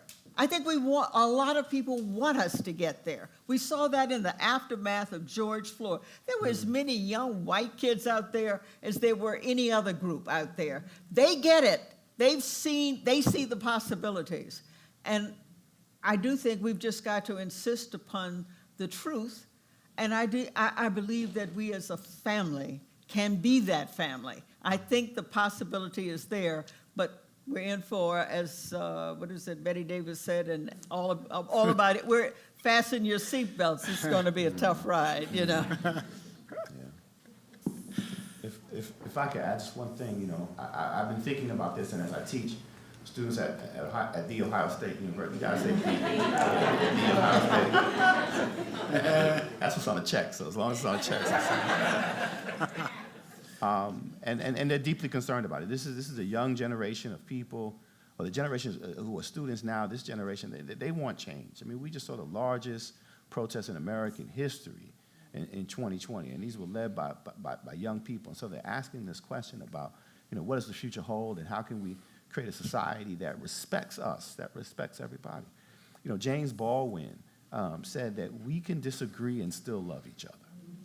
He said, we can disagree and still love each other. And that's powerful. But he had a comma. And he said, but we can't do that if you question my humanity. If you question my right to exist, then it's no longer just a disagreement about policy. It's not just simply different. You're questioning my right to breathe, to exist, and we're doing that in our politics with far too many groups, with far too many people. And so that really begs the question, and I think we have to be serious about this. This is what I'm saying. I like to be hopeful, but my optimism is a little bit low in the sense that we got some tough times ahead, because we're not just simply dealing with the realm of you just don't understand, you have to see these facts. You're just missing the facts. If I can just share the truth with you, then you will understand and you will no longer question my humanity. That's not where we are. People are refusing to question the humanity of far too many folk. So this is no longer we're beyond policy discussions and our disagreements in the public square. This isn't about policy anymore. We're debating the right of whether or not a democracy should exist. Yeah. And we're debating the right whether or not people should, including women as a whole, should have equal rights of everybody else. And so I only think, and this is the civil rights historian in me now, going back to the civil rights era. Some people coming out of the civil rights movement said, and speaking about constitutional questions, they believe that the principal problem that black people were facing was a moral one, that racism was fundamentally a moral problem. And that if only we could prick the conscience of white folk, right, of segregationists, of white supremacists, they would see the shortcomings of their actions, the immorality of their actions, and they would change. And there were a number of people, James Lawson, Reverend King, Diane Lawson, who believed that fundamentally the problem was a moral problem.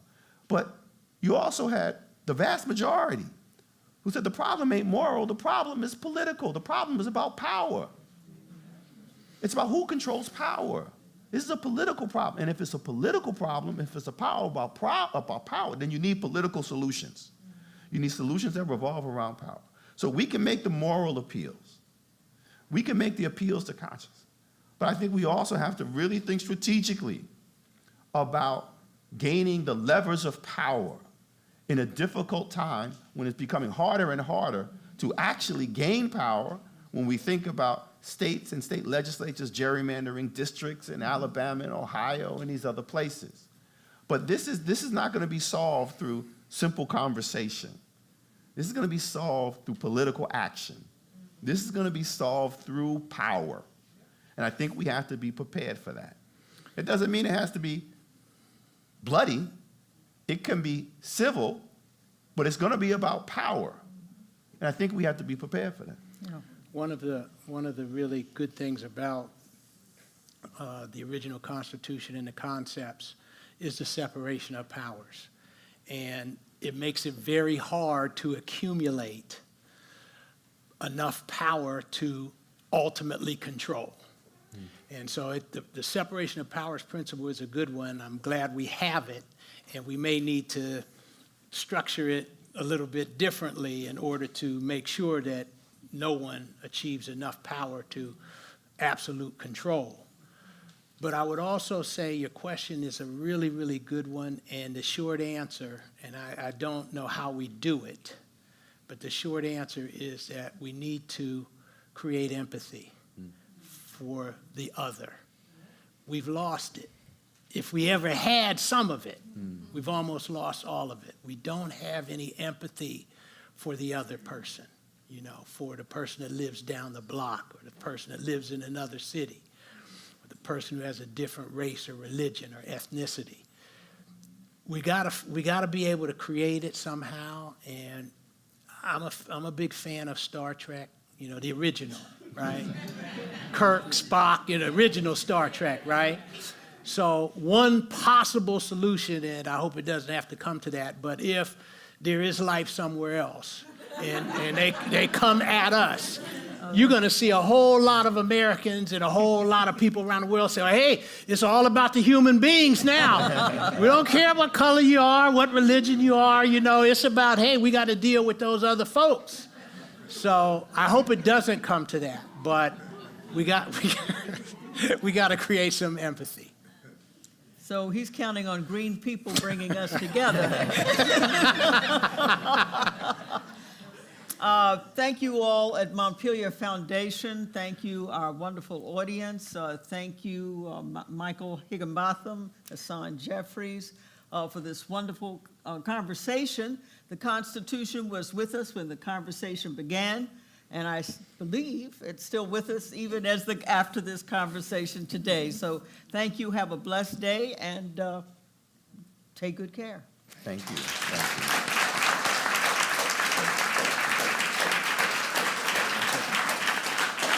Thank you. Thank you once again to our panelists. Please join us for the panel on memorialization starting at 2:30.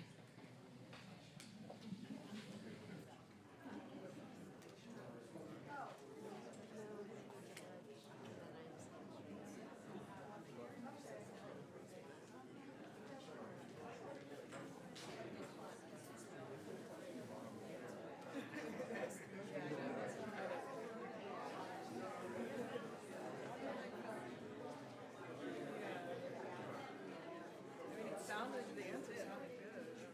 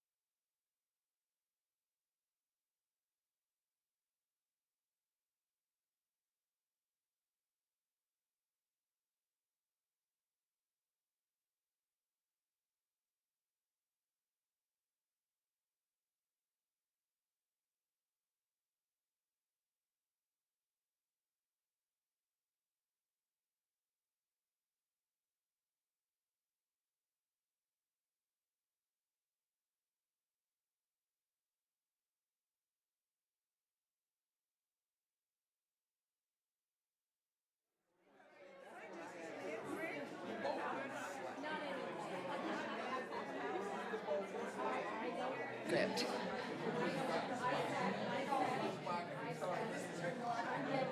I'm good. Can you hear me? We are going to go ahead and start the next panel. If everyone could please make your way to your seats as soon as possible and close the doors behind you. I'm going to make our way to your seats and close the doors behind you. We're going to start in 30 seconds. So everyone could I have everyone's attention up here, please? Everyone's attention up here. Thank you so much. Thank you so much. All right. Thank you so much for joining the second panel on memorialization. This panel will be led by Elon Cook Lee. Elon is the Director of Interpretation and Education in the Historic Sites Department at the National Trust for Historic Preservation.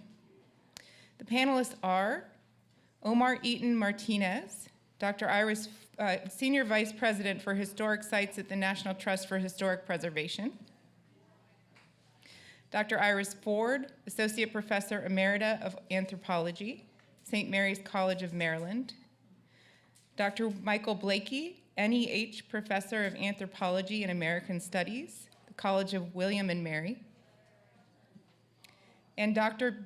Betty Kears, author of The Other Madisons. Please welcome our distinguished guests.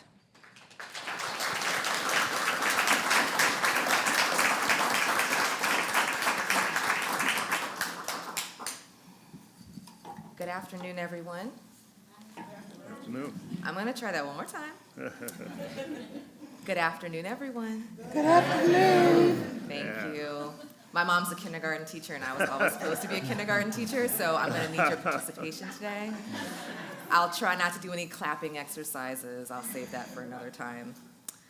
So, to get us started in this conversation about memorialization, I wanted to first take us back to the burial ground. So if I could just have quickly a show of hands, how many of you were with us at the burial ground maybe this morning? Part of the, maybe the sunrise group, or part of that not quite sunrise but still in the morning group, or those of you who went maybe around lunchtime, right when the mosquitoes started coming out.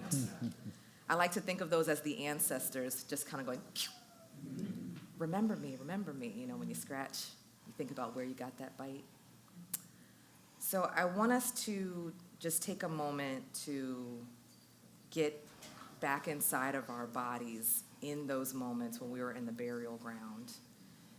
But I want us to first imagine ourselves 5 years from now, returning to this place.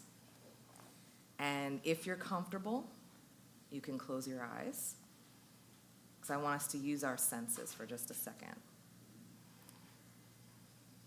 So it's 5 years from now, and we're standing in the middle of the burial ground, and I want you to think for a moment about, what does it sound like? Are you hearing different types of birds tweeting, flying through the trees? Are you hearing cicadas? Different kinds of flying, chirping insects? Maybe one of those bullfrogs from last night. Do you hear the train, the sound of that train echoing in the distance? The wind in the trees? Do you hear laughter? How is that laughter feeling? Does it feel good and appropriate and just the right thing to hear? Do you hear crying? Conversation? Singing? The talking drum? Whose voices are you hearing surrounding you? Is it the voices of friends and loved ones? Or is it something softer that you can't quite describe? What does it smell like? Hyacinth, honeysuckle, jasmine, maybe a faint scent of rose from the Florida water, damp grass. What do you feel? The soil under your toes, the grass under your fingers, maybe some 4-inch heels on tile, the breeze on your skin, or just a little bit of air conditioning. And now what do you see when you look around? And who do you see? Standing, sitting, maybe even playing and rolling. So I'm going to give you all a second to hold on to that future memory.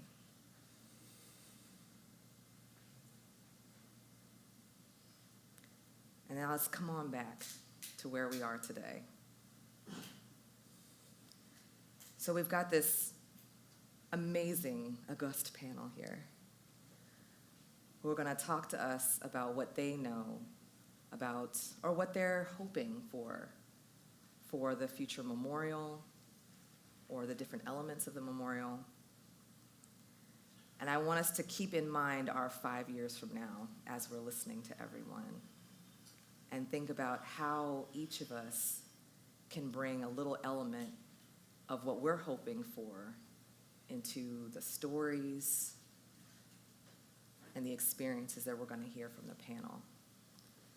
And then when we come back at the end, I hope you all will have questions and also be thinking about how you in some way can invest in this process. So I'm going to pass this imaginary microphone over to Dr. Blakey first, who is going to talk to us about the clientage model and his ideas and the Memorialization Committee's ideas for how to shape the strongest possible process going forward. Thank you.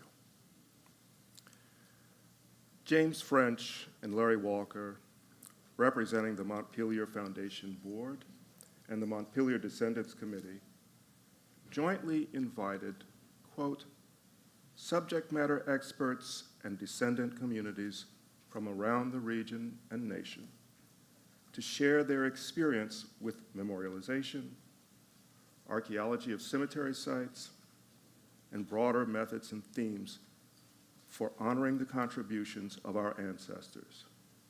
Invited them to a memorialization workshop in November of 2022.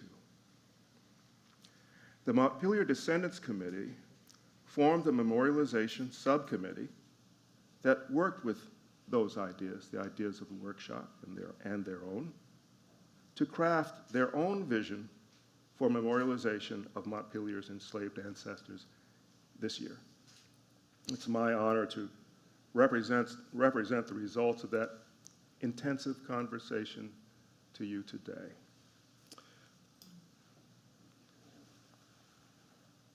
Oh, yes. So this is our vision and mission. And perhaps for the sake of time, but also because I'm often irritated by people who read PowerPoint slides to the audience, I'm going to leave this for you to digest.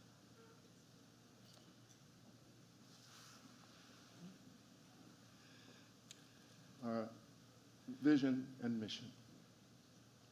And under that, and there are two components of the ideas for memorialization. The first you see here, is the third category. The most intimate component has to do with the cemetery and monument. So these are the ideas for the cemetery and monument.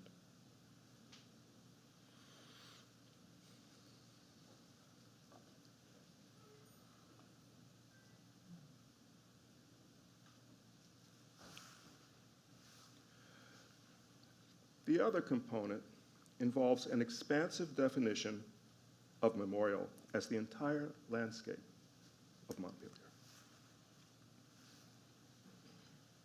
I do apologize for the small print.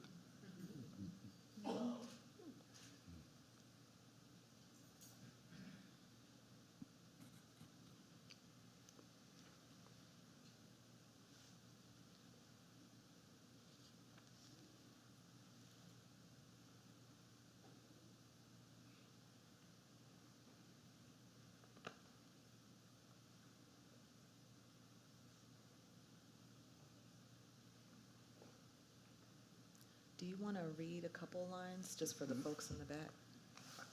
Can I? I don't know. Or I can read a couple of. The first, to provide a landscape of memorial throughout Montpelier, where the enslaved toiled to sustain their livelihood and that of the Madisons and nation. To design educational programs that honor Montpelier enslaved persons. Interpret Montpelier as a site that provides educational and historical links of the enslaved to the Declaration of Independence and the Constitution, to identify and connect descendants, past, present, and future, of the enslaved community.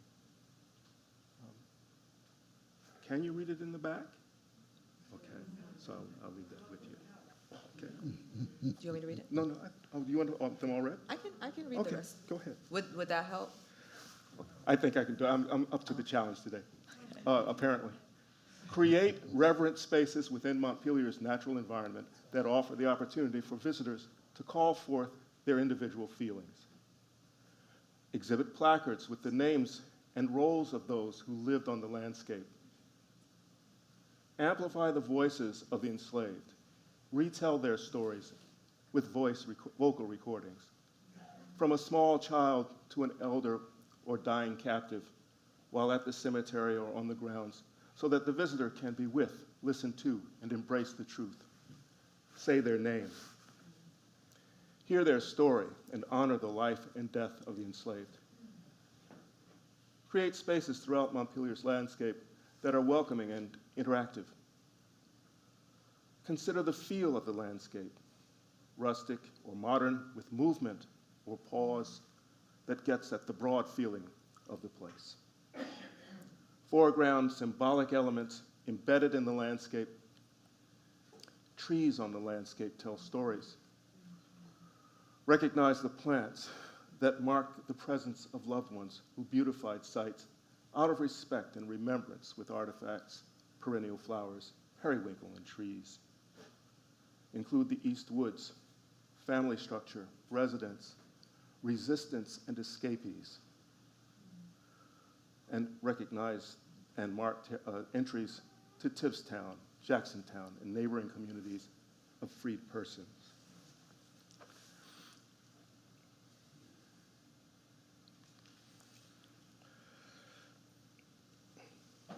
We also understood that there were various and a variety of other ideas and infrastructure resources that we felt needed to be discussed right away in order to create these memorial spaces. So finally, there was a careful discussion of decision-making.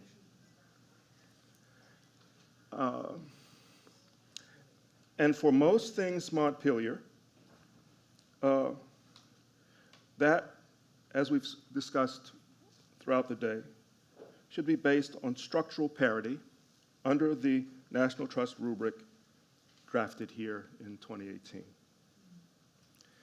The disposition of human remains, the cemetery, that first intimate part of memorialization, we felt and have decided should accede to the dignity of descendant stewardship of that intimate space, of their ancestral cemetery. And so for that, we have chosen to use structural parity, the clientage model, which you've also heard about a bit earlier. That was part of the root of the rubric. It was what we used in New York for the African burial ground 30 years ago, and it's continued with many descendant communities since that time, was principally allows the descendant community to be the steward of their ancestral cemetery and memorial. The idea there is that it's the right of the family to bury their dead. That represents human dignity, we think. You know, would you have your neighbors bury your grandmother or decide how her funerary rites would be? Or, and there are so many examples of this in human life, would Germans bury American troops or the Vietnamese? It's the nation, it's the social group, it's the family. And so the descendant community represents surrogate family. We were hearing about empathy before. This is a distinct honor of family that one hopes that the congregation and the neighbors will come to the funeral, but that they would automatically have sufficient empathy to understand that it is your family's funeral. So we are currently evaluating a variety of landscape and other architectural designs.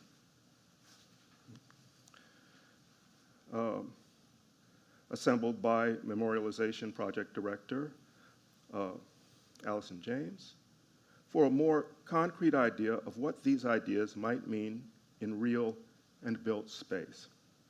The next step will be to invite proposals, RFPs, from architects and artists who will bid on a variety of these elements.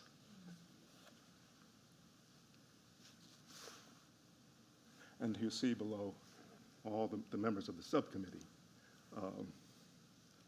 of the MDC who were involved in this. Thanks. Thank you.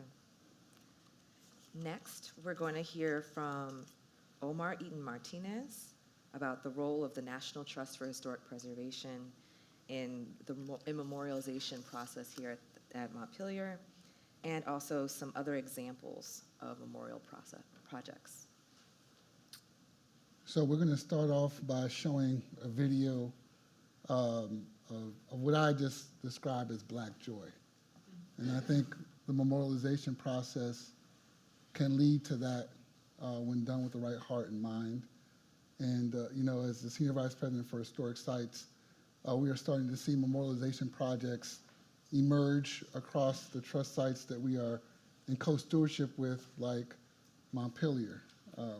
There's a project happening at Belle Grove. There's some beginnings of meetings talking about with Oatlands. There's different things happening even in our stewardship sites like Woodlawn and the Shadows and things like that. So I wanted to kind of tee that up, and then hopefully we'll show the video.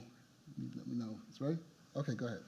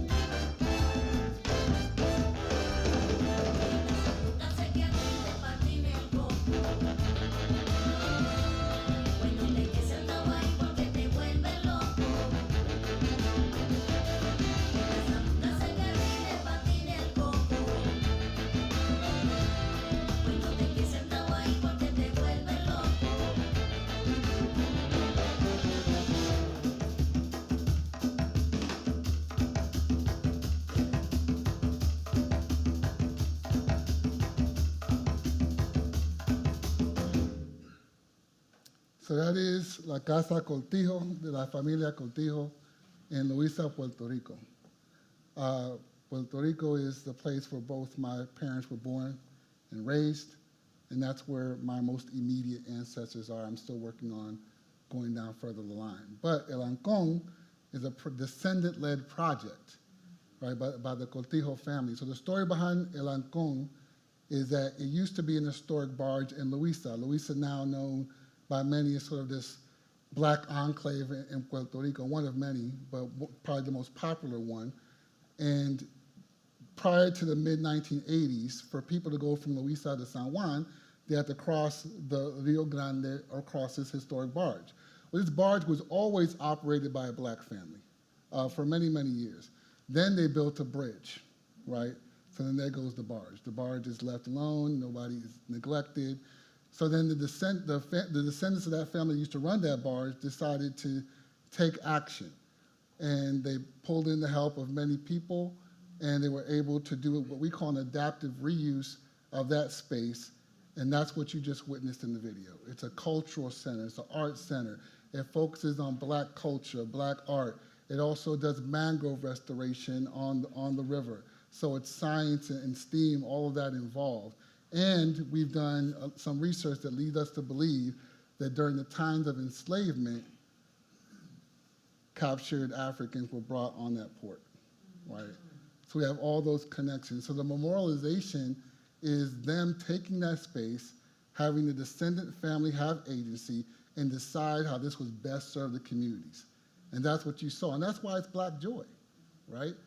Because when the descendants lead it, that's the manifestation of it. When others get involved and they get in the way and they start to mire, then it turns out to something different. And so this is one of the things I'm so excited about with the Descendant-led project here in Montpelier and the huge, wonderful thinking that's happening and what's going to happen in the future, the memorialization here at Montpelier. So the next slide, okay, cool. So the next slide, I think, is me in my Air Jordans and T-shirt holding a machete, maybe. Is that okay, cool. So this is La Hacienda Manatí. Hacienda is the Spanish word for plantation. La Hacienda Manatí is run by Para la Naturaleza, which is sort of the National Trust version in Puerto Rico. And they have gotten monies from the National Trust, specifically the African American Cultural Heritage Action Fund, to do reinterpretation of that site, uplifting the voices of the enslaved, engaging the rubric that was created right here at Montpelier to start to tell the truth about the stories of the enslaved people, which many still live in Manatí, right? They're right there, and they've been neglected for how many years, right? And so now they're trying to do that type of repair work, and what you see me holding is they have this huge machete exhibition with like 300 different machetes. Machete is a very particular object for us, right? It was definitely an object that we used to cut cane under very arduous labor conditions, to say the least. It was also a tool of freedom when it came down to that, right? When we had to fight back against the oppressor, against the enslaver, that was a weapon. And so they have a huge exhibition with that. Then what you see next to it is this textile. And what the textile represents is the memorialization piece for the enslaved. So that textile is cut out in the shape of the main door when you enter the main house of La Hacienda. And what they did was they took a textile and they put it in a wooden frame, they laid it flat, so when you come into the big house, it's an open space, and it's on an exhibition. And what they did is they started to put words on that textile. What that word is that there's a tradition during that time of enslavement there where whenever an enslaved had an ought against the enslaver, they were able to take them to sort of a court. And so all those words you see are their complaints, right? So this exercise, it doesn't just memorialize their existence, it memorializes their agency. And that's really important for us too, because we can say that we existed, which is great, but we existed in power, within all this turmoil, within all this tragedy. All right, next. And lastly, that's one of the sites that I worked for prior to coming to the trust last year in the Department of Prince George's County Parks and Rec. That's the Marietta House Museum. That is historically known as the home of Gabrielle Duval, who was a former Supreme Court justice, former congressman. He was sort of known for writing a dissent against Taney in terms of what he wrote in against slavery. But what really is complicated about him is that this is the complexity of the white supremacy, right? You have somebody who does that while holding slaves, right? And so what we did there is we don't have a picture here, but there's actually inside, we did some research and we started to get names of these human beings that were captured and enslaved in this space. And those are listed inside, but what you see are people putting their fingers in the handprints left by the bricks, right? And so we did an exercise at the PG Parks and Rec where we wanted to do an inclusive interpreter framework. And part of that exercise is to recognize our assets that we use, our material culture, our objects, our spaces, to tell these fantastically wonderful stories of tragedy and triumph. And so one of the things that we were not using were the fingerprints, which were, you just don't find those anywhere, right? That is something very big. And so we started incorporating that as a list on our assets, and they incorporated that in the regular tour. So now people have the opportunity, when it's appropriate, especially descendants, African descendant folks, to put their fingers in that place. I can't do anything more than immerse you than that. When you put your fingers in those spaces, your whole world is transformed for the rest of your life. And everybody who's done it, it's been just the most transformational, emotional moment. And it really helps understand, because a lot of those, as adults, we can't fit, because those are fingers of small children in some cases. And so it really brings it into like the way that our labor was exploited regardless of age or gender. And so those are just some of the pieces of the memorializations that I wanted to share with you all, but I definitely wanted to give time to Dr. Ford and Dr. Kearse, who have a lot to teach us today. So thank you.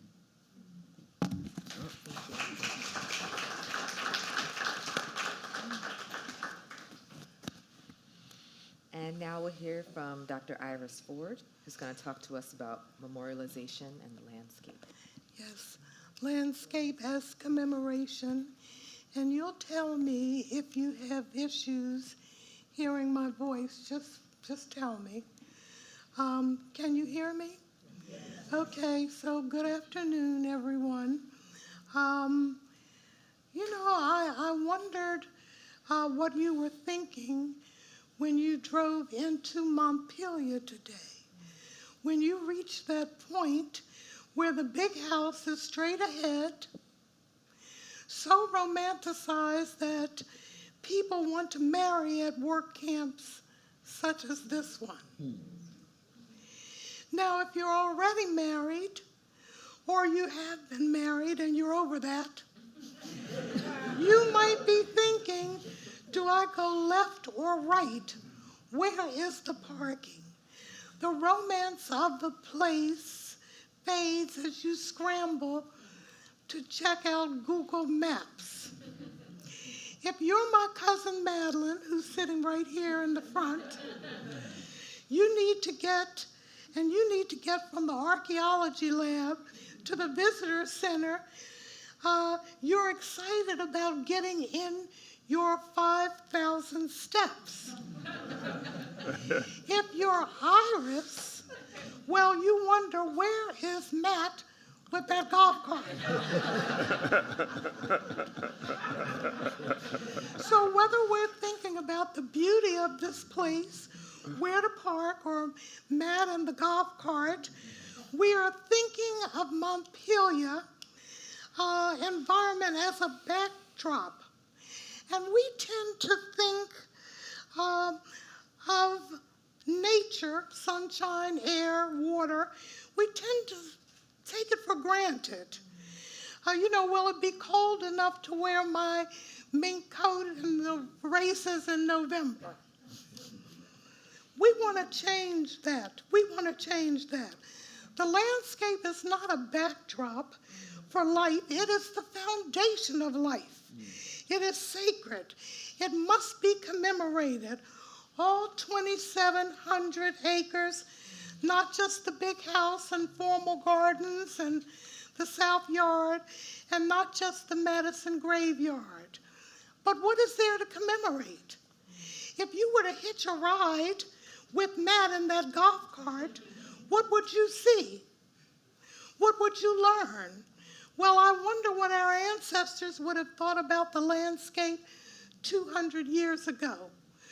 Where we see a bunch of trees, they would see a refuge for hunting, a form of resistance, sustenance. They would see shouting in the woods spirituality, a form of religion. To paraphrase Frederick Douglass, how we can sing the Lord's song in a strange land. They would see a way out of no way. When was the last time you looked up? I mean, I know you do it at church. Where we don't even bother looking at the skies. They may have thought that the North Star or the North Woods as a way out. When the clouds were obscured, when the cloud obscured the stars, Harriet Tubman would feel the trees from moss, which grows on the north side. Children would go to the woods and get oak and hickory leaves, pine needles, and wildflowers to make hats. Or maybe they would see a landscape of terror with trained Negro dogs on their heels and strange fruit hanging from the trees. What would they see that we don't see? Where we see open fields with no interest in getting in 5,000 steps, they would see a way to visit loved ones. And here I'm thinking about Bill Withers and his quote. He said, "You can't get to wonderful without passing through all right." They see birds as guide for spirits or carriers of spirits, facilitating the journey back to the continent of Africa, the land of the ancestors. Where we see a slave cabin, there is so much I can see here. How women manipulated and controlled their yards with multiple functions, from free-range chickens to extended kitchens, fenced flower and vegetable gardens, so much that I can say. But I'm going to bring it back to commemoration. One might not think that a cabin is the best way to commemorate enslaved peoples. Rough-hewn, 1 or 2 rooms, dirt floors, a quarter built to control those in bondage. But it was in that space that the enslaved linked their past and present, nourished their bodies and spirits, and created a profound way of life, like a beacon that transcended the immediacy of bondage, transformed the colonial and American landscape, and shrouded all of us in an eternal light of faith, joy, and aspiration. And so I ask you again, what is there to commemorate? In 2020, the Andrew W. Mellon Foundation, the largest humanities philanthropy in the U.S., pledged $250 million over 5 years to help reimagine the nation's approach to monuments and memorials. An audit of the existing commemorative landscape in the U.S. found that 200 public monuments celebrate Abraham Lincoln, with George Washington and Christopher Columbus coming in second and third. I could only find literally a handful commemorating James Madison. But don't worry, President Madison. We are going to build a memorial to your enslaved, but we're going to do more. We are thinking about easements and the designation of Montpelier as an arboretum, all in service to the landscape as commemoration. Those who were forced to work Piedmont soils had an intimate, immediate relationship with this land. And if race is central to the contemporary human condition, then race is central to geography, to the environment. But that landscape is and isn't there. The physical terrain may roughly remain, but secret paths, symbolic networks, or making sense of their known world linger as ghosts. The landscape left little physical expression for those not taught to see. We want to change that.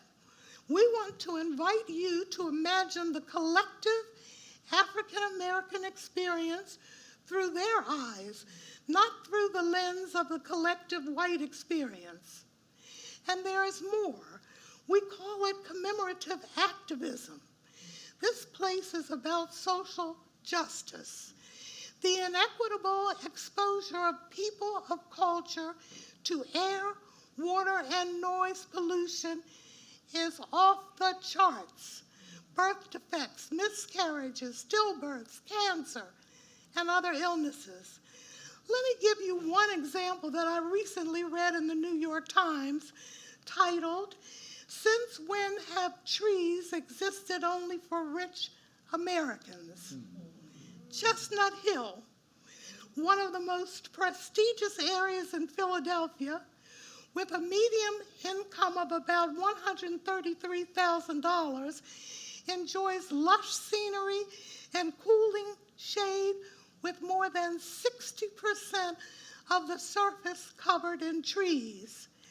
Just 5 miles away, where the median household income is roughly $37,000, trees cover only 6% of the area. The average temperature is more than 10 degrees higher. And that's because decades ago, this area was redlined, and you know what that means. And these discriminatory practices are happening today. And by the way, this is just one place. The problem with trees is a national issue. So I want you to listen to this. It's called The Natural World by G.E. Patterson. And I want to read this because it's so important that we think about, we think about our trees and our environment. Do we have any children in this room? You know I'm on a curse, so that's why I'm asking. I can paraphrase if there are kids in the room. The Natural World by G.E. Patterson. You got trees all dappled with sunlight and shit. You got trees green with lots of leaves. You got fruit-bearing trees made for climbing, good for something. I got trees too. My stainless steel poles with no flags. My trees, skylights, red, yellow, green glass shattered on the ground. You got birds waking you up in the morning. Birds waking you up in the morning. Tweet, tweet, chirp, chirp. That's how it is for y'all. Henry? I don't know, but it's the MFers. That's how it is for you. I got birds too. My birds loud as jackhammers. My birds loud as police sirens. My birds loud as gunfire. My birds, my birds, my birds. Here at Montpelier, we must educate to transform. In her poem, Generation, Lucille Clifton writes, people who are going to be in a few years bottoms of trees. I know some people in here who are going to be that. People who are going to be in a few years bottoms of trees bear a responsibility to something besides people. I think I can speak for the leadership of Montpelier, Cousin Hassan and Reverend Larry, and the chair of Memorialization, Cousin Henry, when I say that it's not just about easements, arboretum, and forgive me, dead people. It's not just about marketing. It's about environmental justice and a broader goal of social justice, as Michael Blakey has reminded me. We don't just want to change the historical narrative, but the legacy of this place, the legacy of the diaspora, and that includes the relationship of our ancestors to the landscape. We want to commemorate that. What the land remembers. This is a tremendous challenge, but as Harriet Tubman says, we're rooted here and they can't pull us up.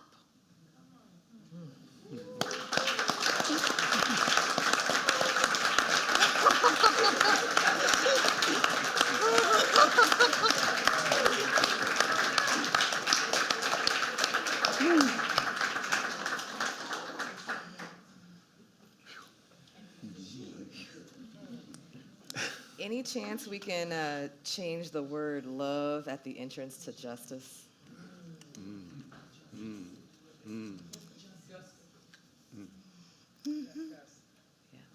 Just us. So thank you so much, Dr. Ford.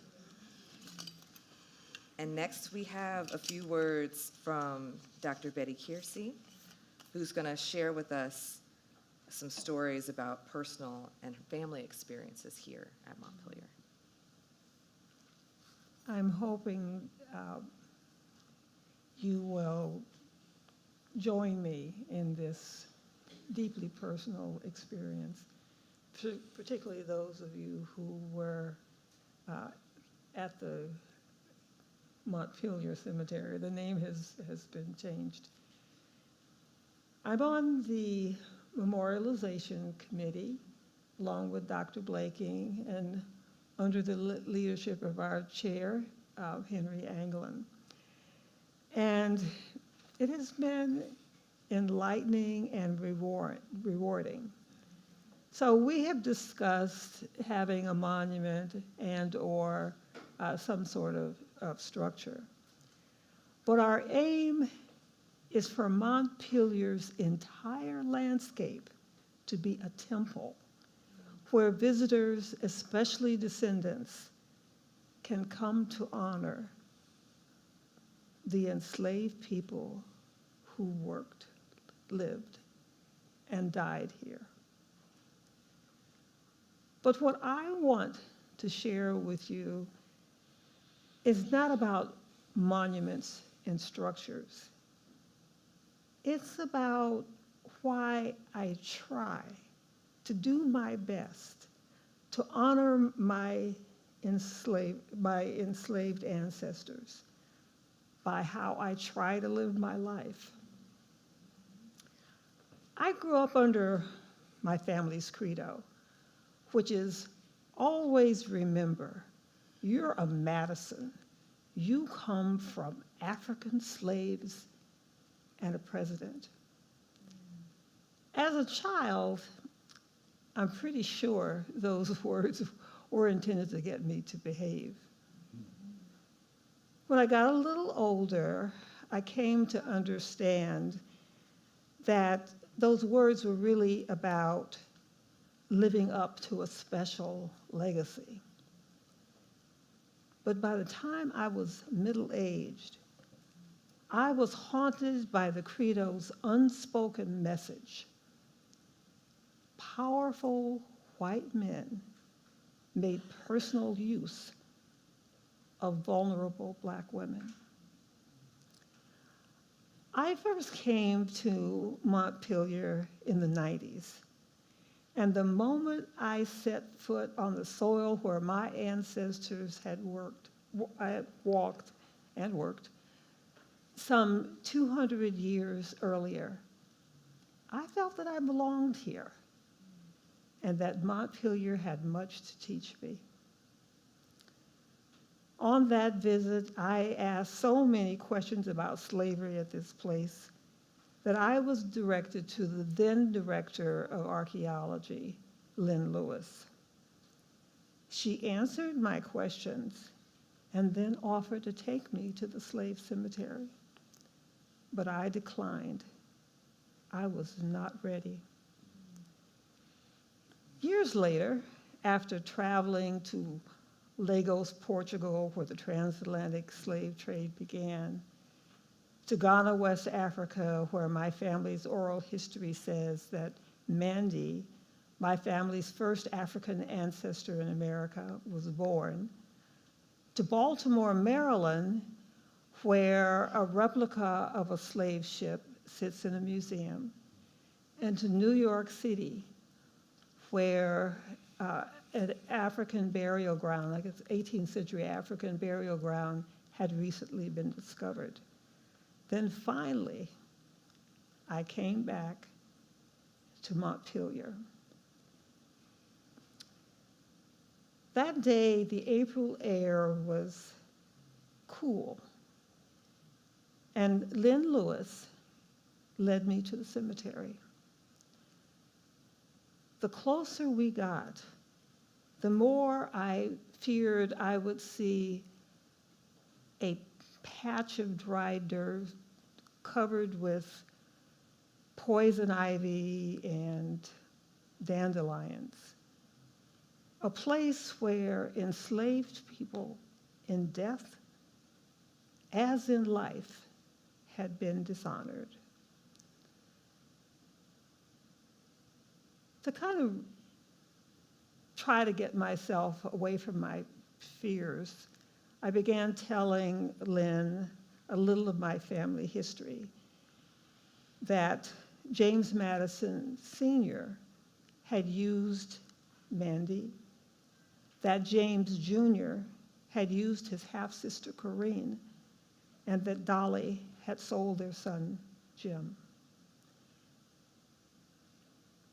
When I stopped talking, Lynn said, "This is it." The field of bright blue periwinkles took me by surprise. Now, those periwinkles weren't there today because it's a different season. This was in the spring. We stepped off the dirt road and into a small woods, blanketed with fallen leaves. The ground was soft underfoot, cradling the hidden remains. Lynn guided me further in. Careful we did not kick the headstones and footstones, crude chunks of white quartz, all oriented east to west. We stood in a kingdom of many trees, but only one of them called to me. Its trunk was broad and its thick branches were pregnant with pale leaf buds. I approached it, reverent. Nestled at the base was a stone the color of raw flesh, its uneven surface shiny and smooth.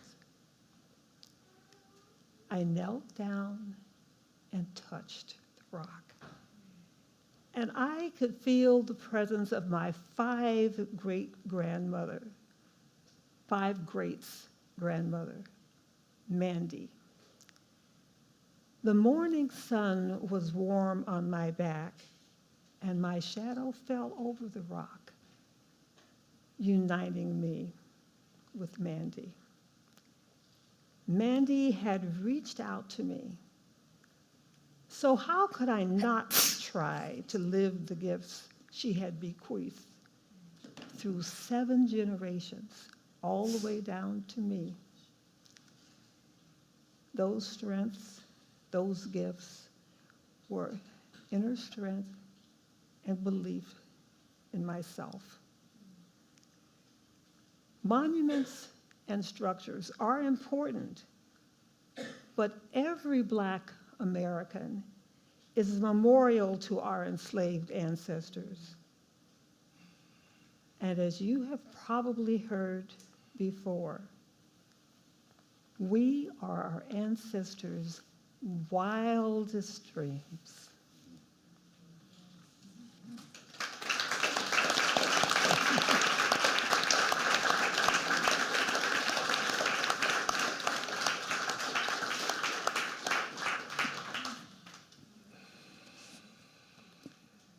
All right, I have 3 little questions for the panel, and then I hope that you all are starting to think about, maybe even scribble down questions that you'd like to ask our panelists today. All right, so my first question. Structural parity here was created as a result of what Dr. Blakey likes to remind us was a bloodless slave rebellion. Now that the insurrectionists have taken the House, how do you lead? How do you govern? How do you steward differently and make a memorial not for some, but for all?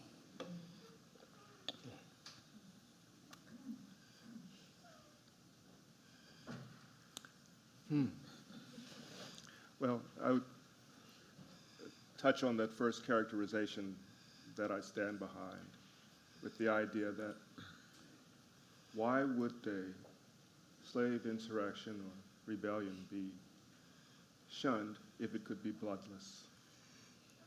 In its time, there's a lot that was wrong with slavery. There's a lot that's wrong with bloodshed. But a way of ending slavery without it, so that the builders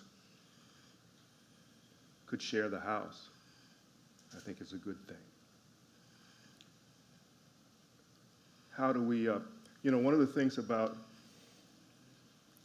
although there are outliers, one of the things about African American history that's interesting, you look at Frederick Douglass or any of the number of others come after as leaders, King,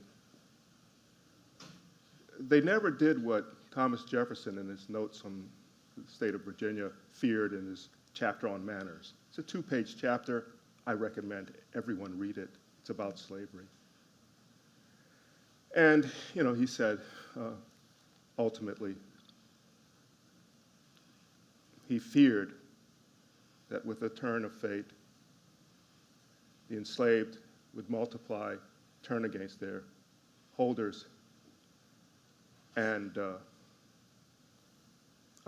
brutalize them as they had been brutalized. And in that, he said, were that to happen, no just God would stand with us. It's a near quote. But he continued enslavement. And this is a kind of white American paradox. But these African American leaders never stood for that. I think Nat Turner was desperate. He did what he had to do. But they spoke for equality. When they marched into Richmond, they spoke about human equalities, these black Union troops, for the first time as a federal government voice. Because when they said equality, they meant everybody. So they began the discussion of real equality as opposed to what we were hearing about earlier from our legal experts on the Constitution. I think that's the same, that tradition of activism for equity is the same tradition from which our current reversal of fate, I think Jefferson called it something like that, is derived here at Montpelier.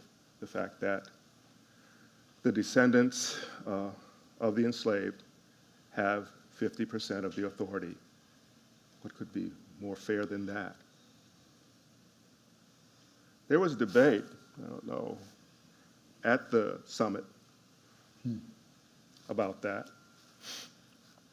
I have a colleague, I won't name her now, wonderful leader of descendant signage and history, who said, well, maybe the descendants should have 51%. But we were not able to justify that. And so we went with what seemed just. Although, as I mentioned, this is more like the plural democracy. Maybe it's related to Lonnie Guinier's concern for the tyranny of the majority. I'll just say that in passing. That a plural democracy recognizes the value of difference. This is not the same as segregation. Different people have different interests in the plural collective that need to be honored. And so the clientage model that I mentioned in relationship to the human rights of descendants represents that. So it's all about forms of equity, and I think that's what we're here to do.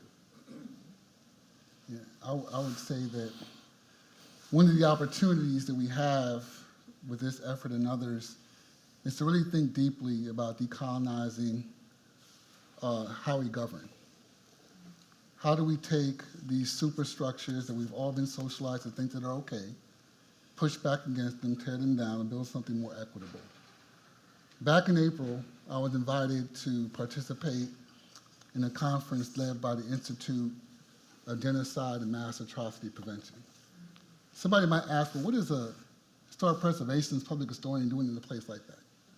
Well, people in that field, people who work in those type of organizations, look to our work to inform the conscience of the communities to help them create something new.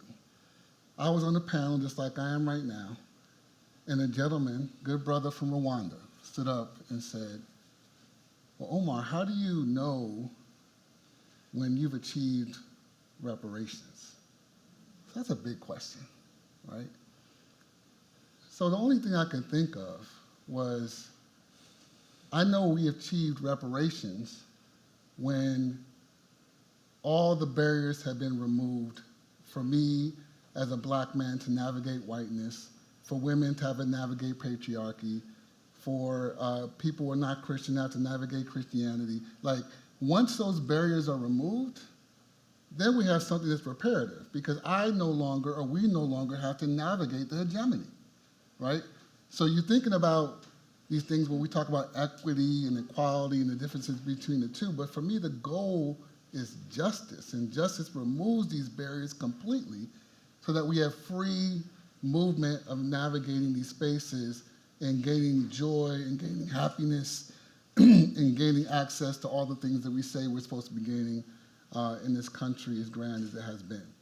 So when I think about the opportunity to look at how we govern, to look at how we memorialize, we have to start thinking about things that kind of fuel that effort, right? To encourage people, to inspire people.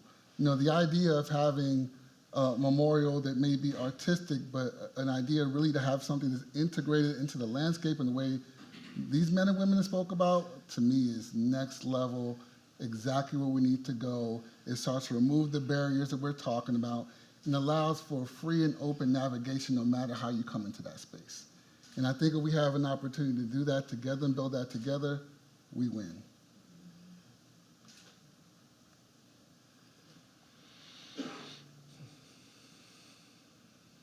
I think I have time for one more question. Where'd Allison go? Oh, there you are. Okay, all right, cool. So kind of in that similar vein, what type of tone are you all hoping the future memorial will strike? What do you hope it, or as we imagine that it'll be a plurality of elements, what do you hope this experience will provoke in visitors as they come, either in person or are able to experience it from wherever they are?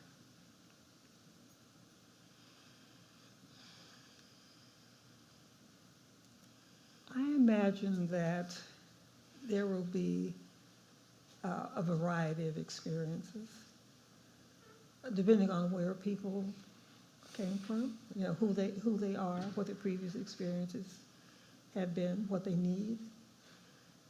You know, for some, it would be just looking for a quiet place. Mm-hmm. For some, it would be learning more about their history and who we are of any race. You know, some will come just looking for the beauty of the landscape. Some will venture off into that landscape, like the East Woods, and, you know, walk where enslaved people had walked, and also see some of the skills that enslaved people displayed. There was an irrigation system that helped Montpelier become, you know, the verdant, you know, wealthy farmland that it was. Some might come and scream. You know, there's a lot of pain and a lot of anger, you know, in our history. And I imagine you could get Chicken Mountain or, you know, kind of far off and just scream freely.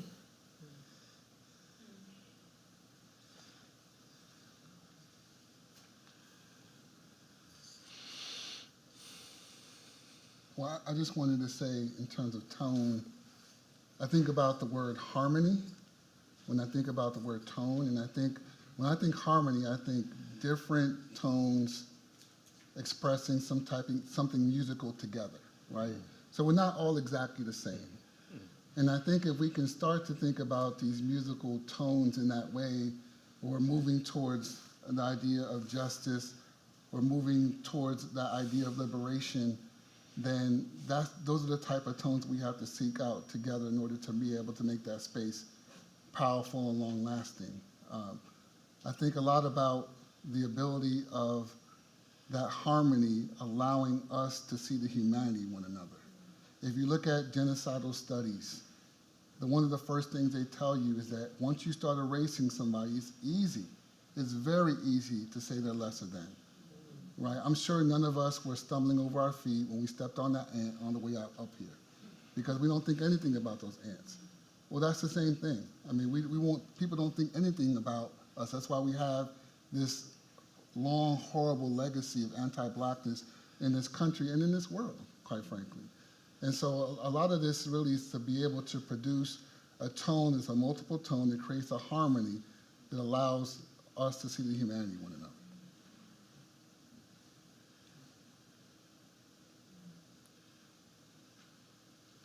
I have one last question, but I'm going to save it just in case we have anyone in the audience who has something to. Thank you, everyone on the panel, for your presentations. I respect everybody on the panel and what you bring to this conversation. I'm particularly excited about what comes next with this process for memorializing my ancestors. But I'm hoping, and I should also mention, I am one of the co-founders of the Descendants of Enslaved Communities at the University of Virginia. And as you know, UVA's already gone through the process of memorialization, and the struggle that we have now is, so what's next type thing. And so what we are doing, advocating for, is a continued effort to identify the 4,000 plus individuals that labored in the communities that surround the University of Virginia, not just on grounds, but the affiliated properties that currently exist in the university's portfolio, the people who founded and funded the university. So the education fund funded the public school system in the state of Virginia. The first school that was funded out of that fund was the University of Virginia. And the creator of that education fund was the Governor James Barber. So our communities are interconnected. I'm getting way off point.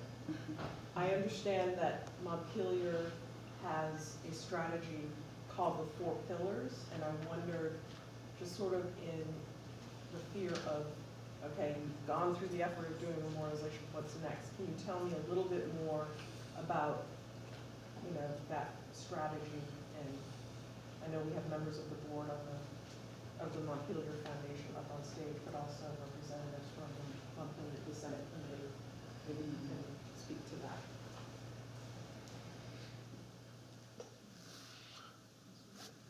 Well, the board is, Betty? Yeah. Well, yes, I am on the board of the foundation. And I don't know if I can name all 4 right now. But to me, the most exciting and innovative one is the Arc of the Enslaved Communities, which the Arc covers some 850 square miles from Fredericksburg to the north, Richmond to the south, and the Blue Ridge Mountains to the west. And Montpelier is sort of a focal point. I don't know if it's actually in the physical center of this arc, but it is sort of the pivot point from which other enslaved communities will be part of this. This is a very historically important region because during the founding era, there were, I don't know how many, thousands and thousands of enslaved people who can now be called invisible founders because of all that they contributed to this really kind of dynamic historic area that led to this nation becoming what it is. And it will include trails and points of education. And the point is, though, that it's inclusive of this huge area. Yes, Montpelier may be the pivot point, but there's all these other, some known, some not known, areas where enslaved people worked, lived, and contributed.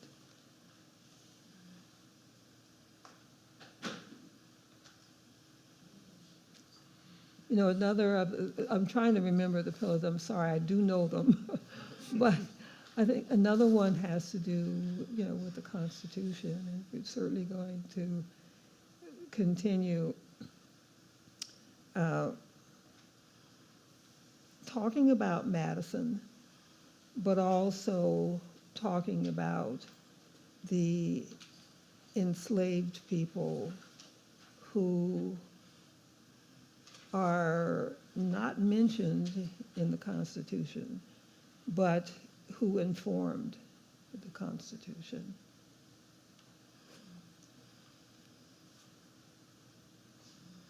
Can someone else name the other two? Phyllis, I'm s- And reimagining the tours. Oh, how could I forget memorialization? Oh, my gosh.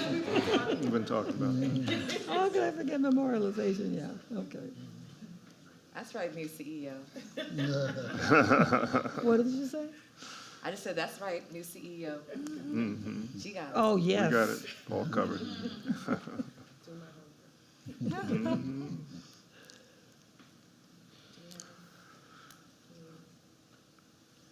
Yeah, okay. So I'm sure there are lots of other questions, and these wonderful people will be here for a little bit longer if you have more questions and thoughts. But I do want to bring us back to how we started, and hope that you all will continue thinking about ways that you can be involved in the memorialization process, the project itself, the spaces here at Montpelier. Because as I think it was Dr. Jeffries reminded us earlier that, what is it, 5 million, 4 million, 10 million, 5.8.27 million dollars sounds like a lot, but it is not. When you think of all the many things that must be done, but also when we think about the many generations into the future that we want this process, that we want these memorials to impact. So thinking about the ways that everyone must somehow be connected with this work. Otherwise, who is it for?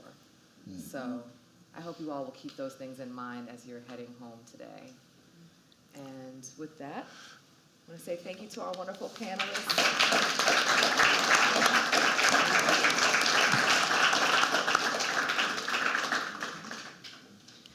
Thank you again to our panelists, and thank you to everyone Thank you, Eli. who came out today and who had joined us on live stream as well. Please continue to join us throughout this process of memorialization, and we look forward to seeing you soon.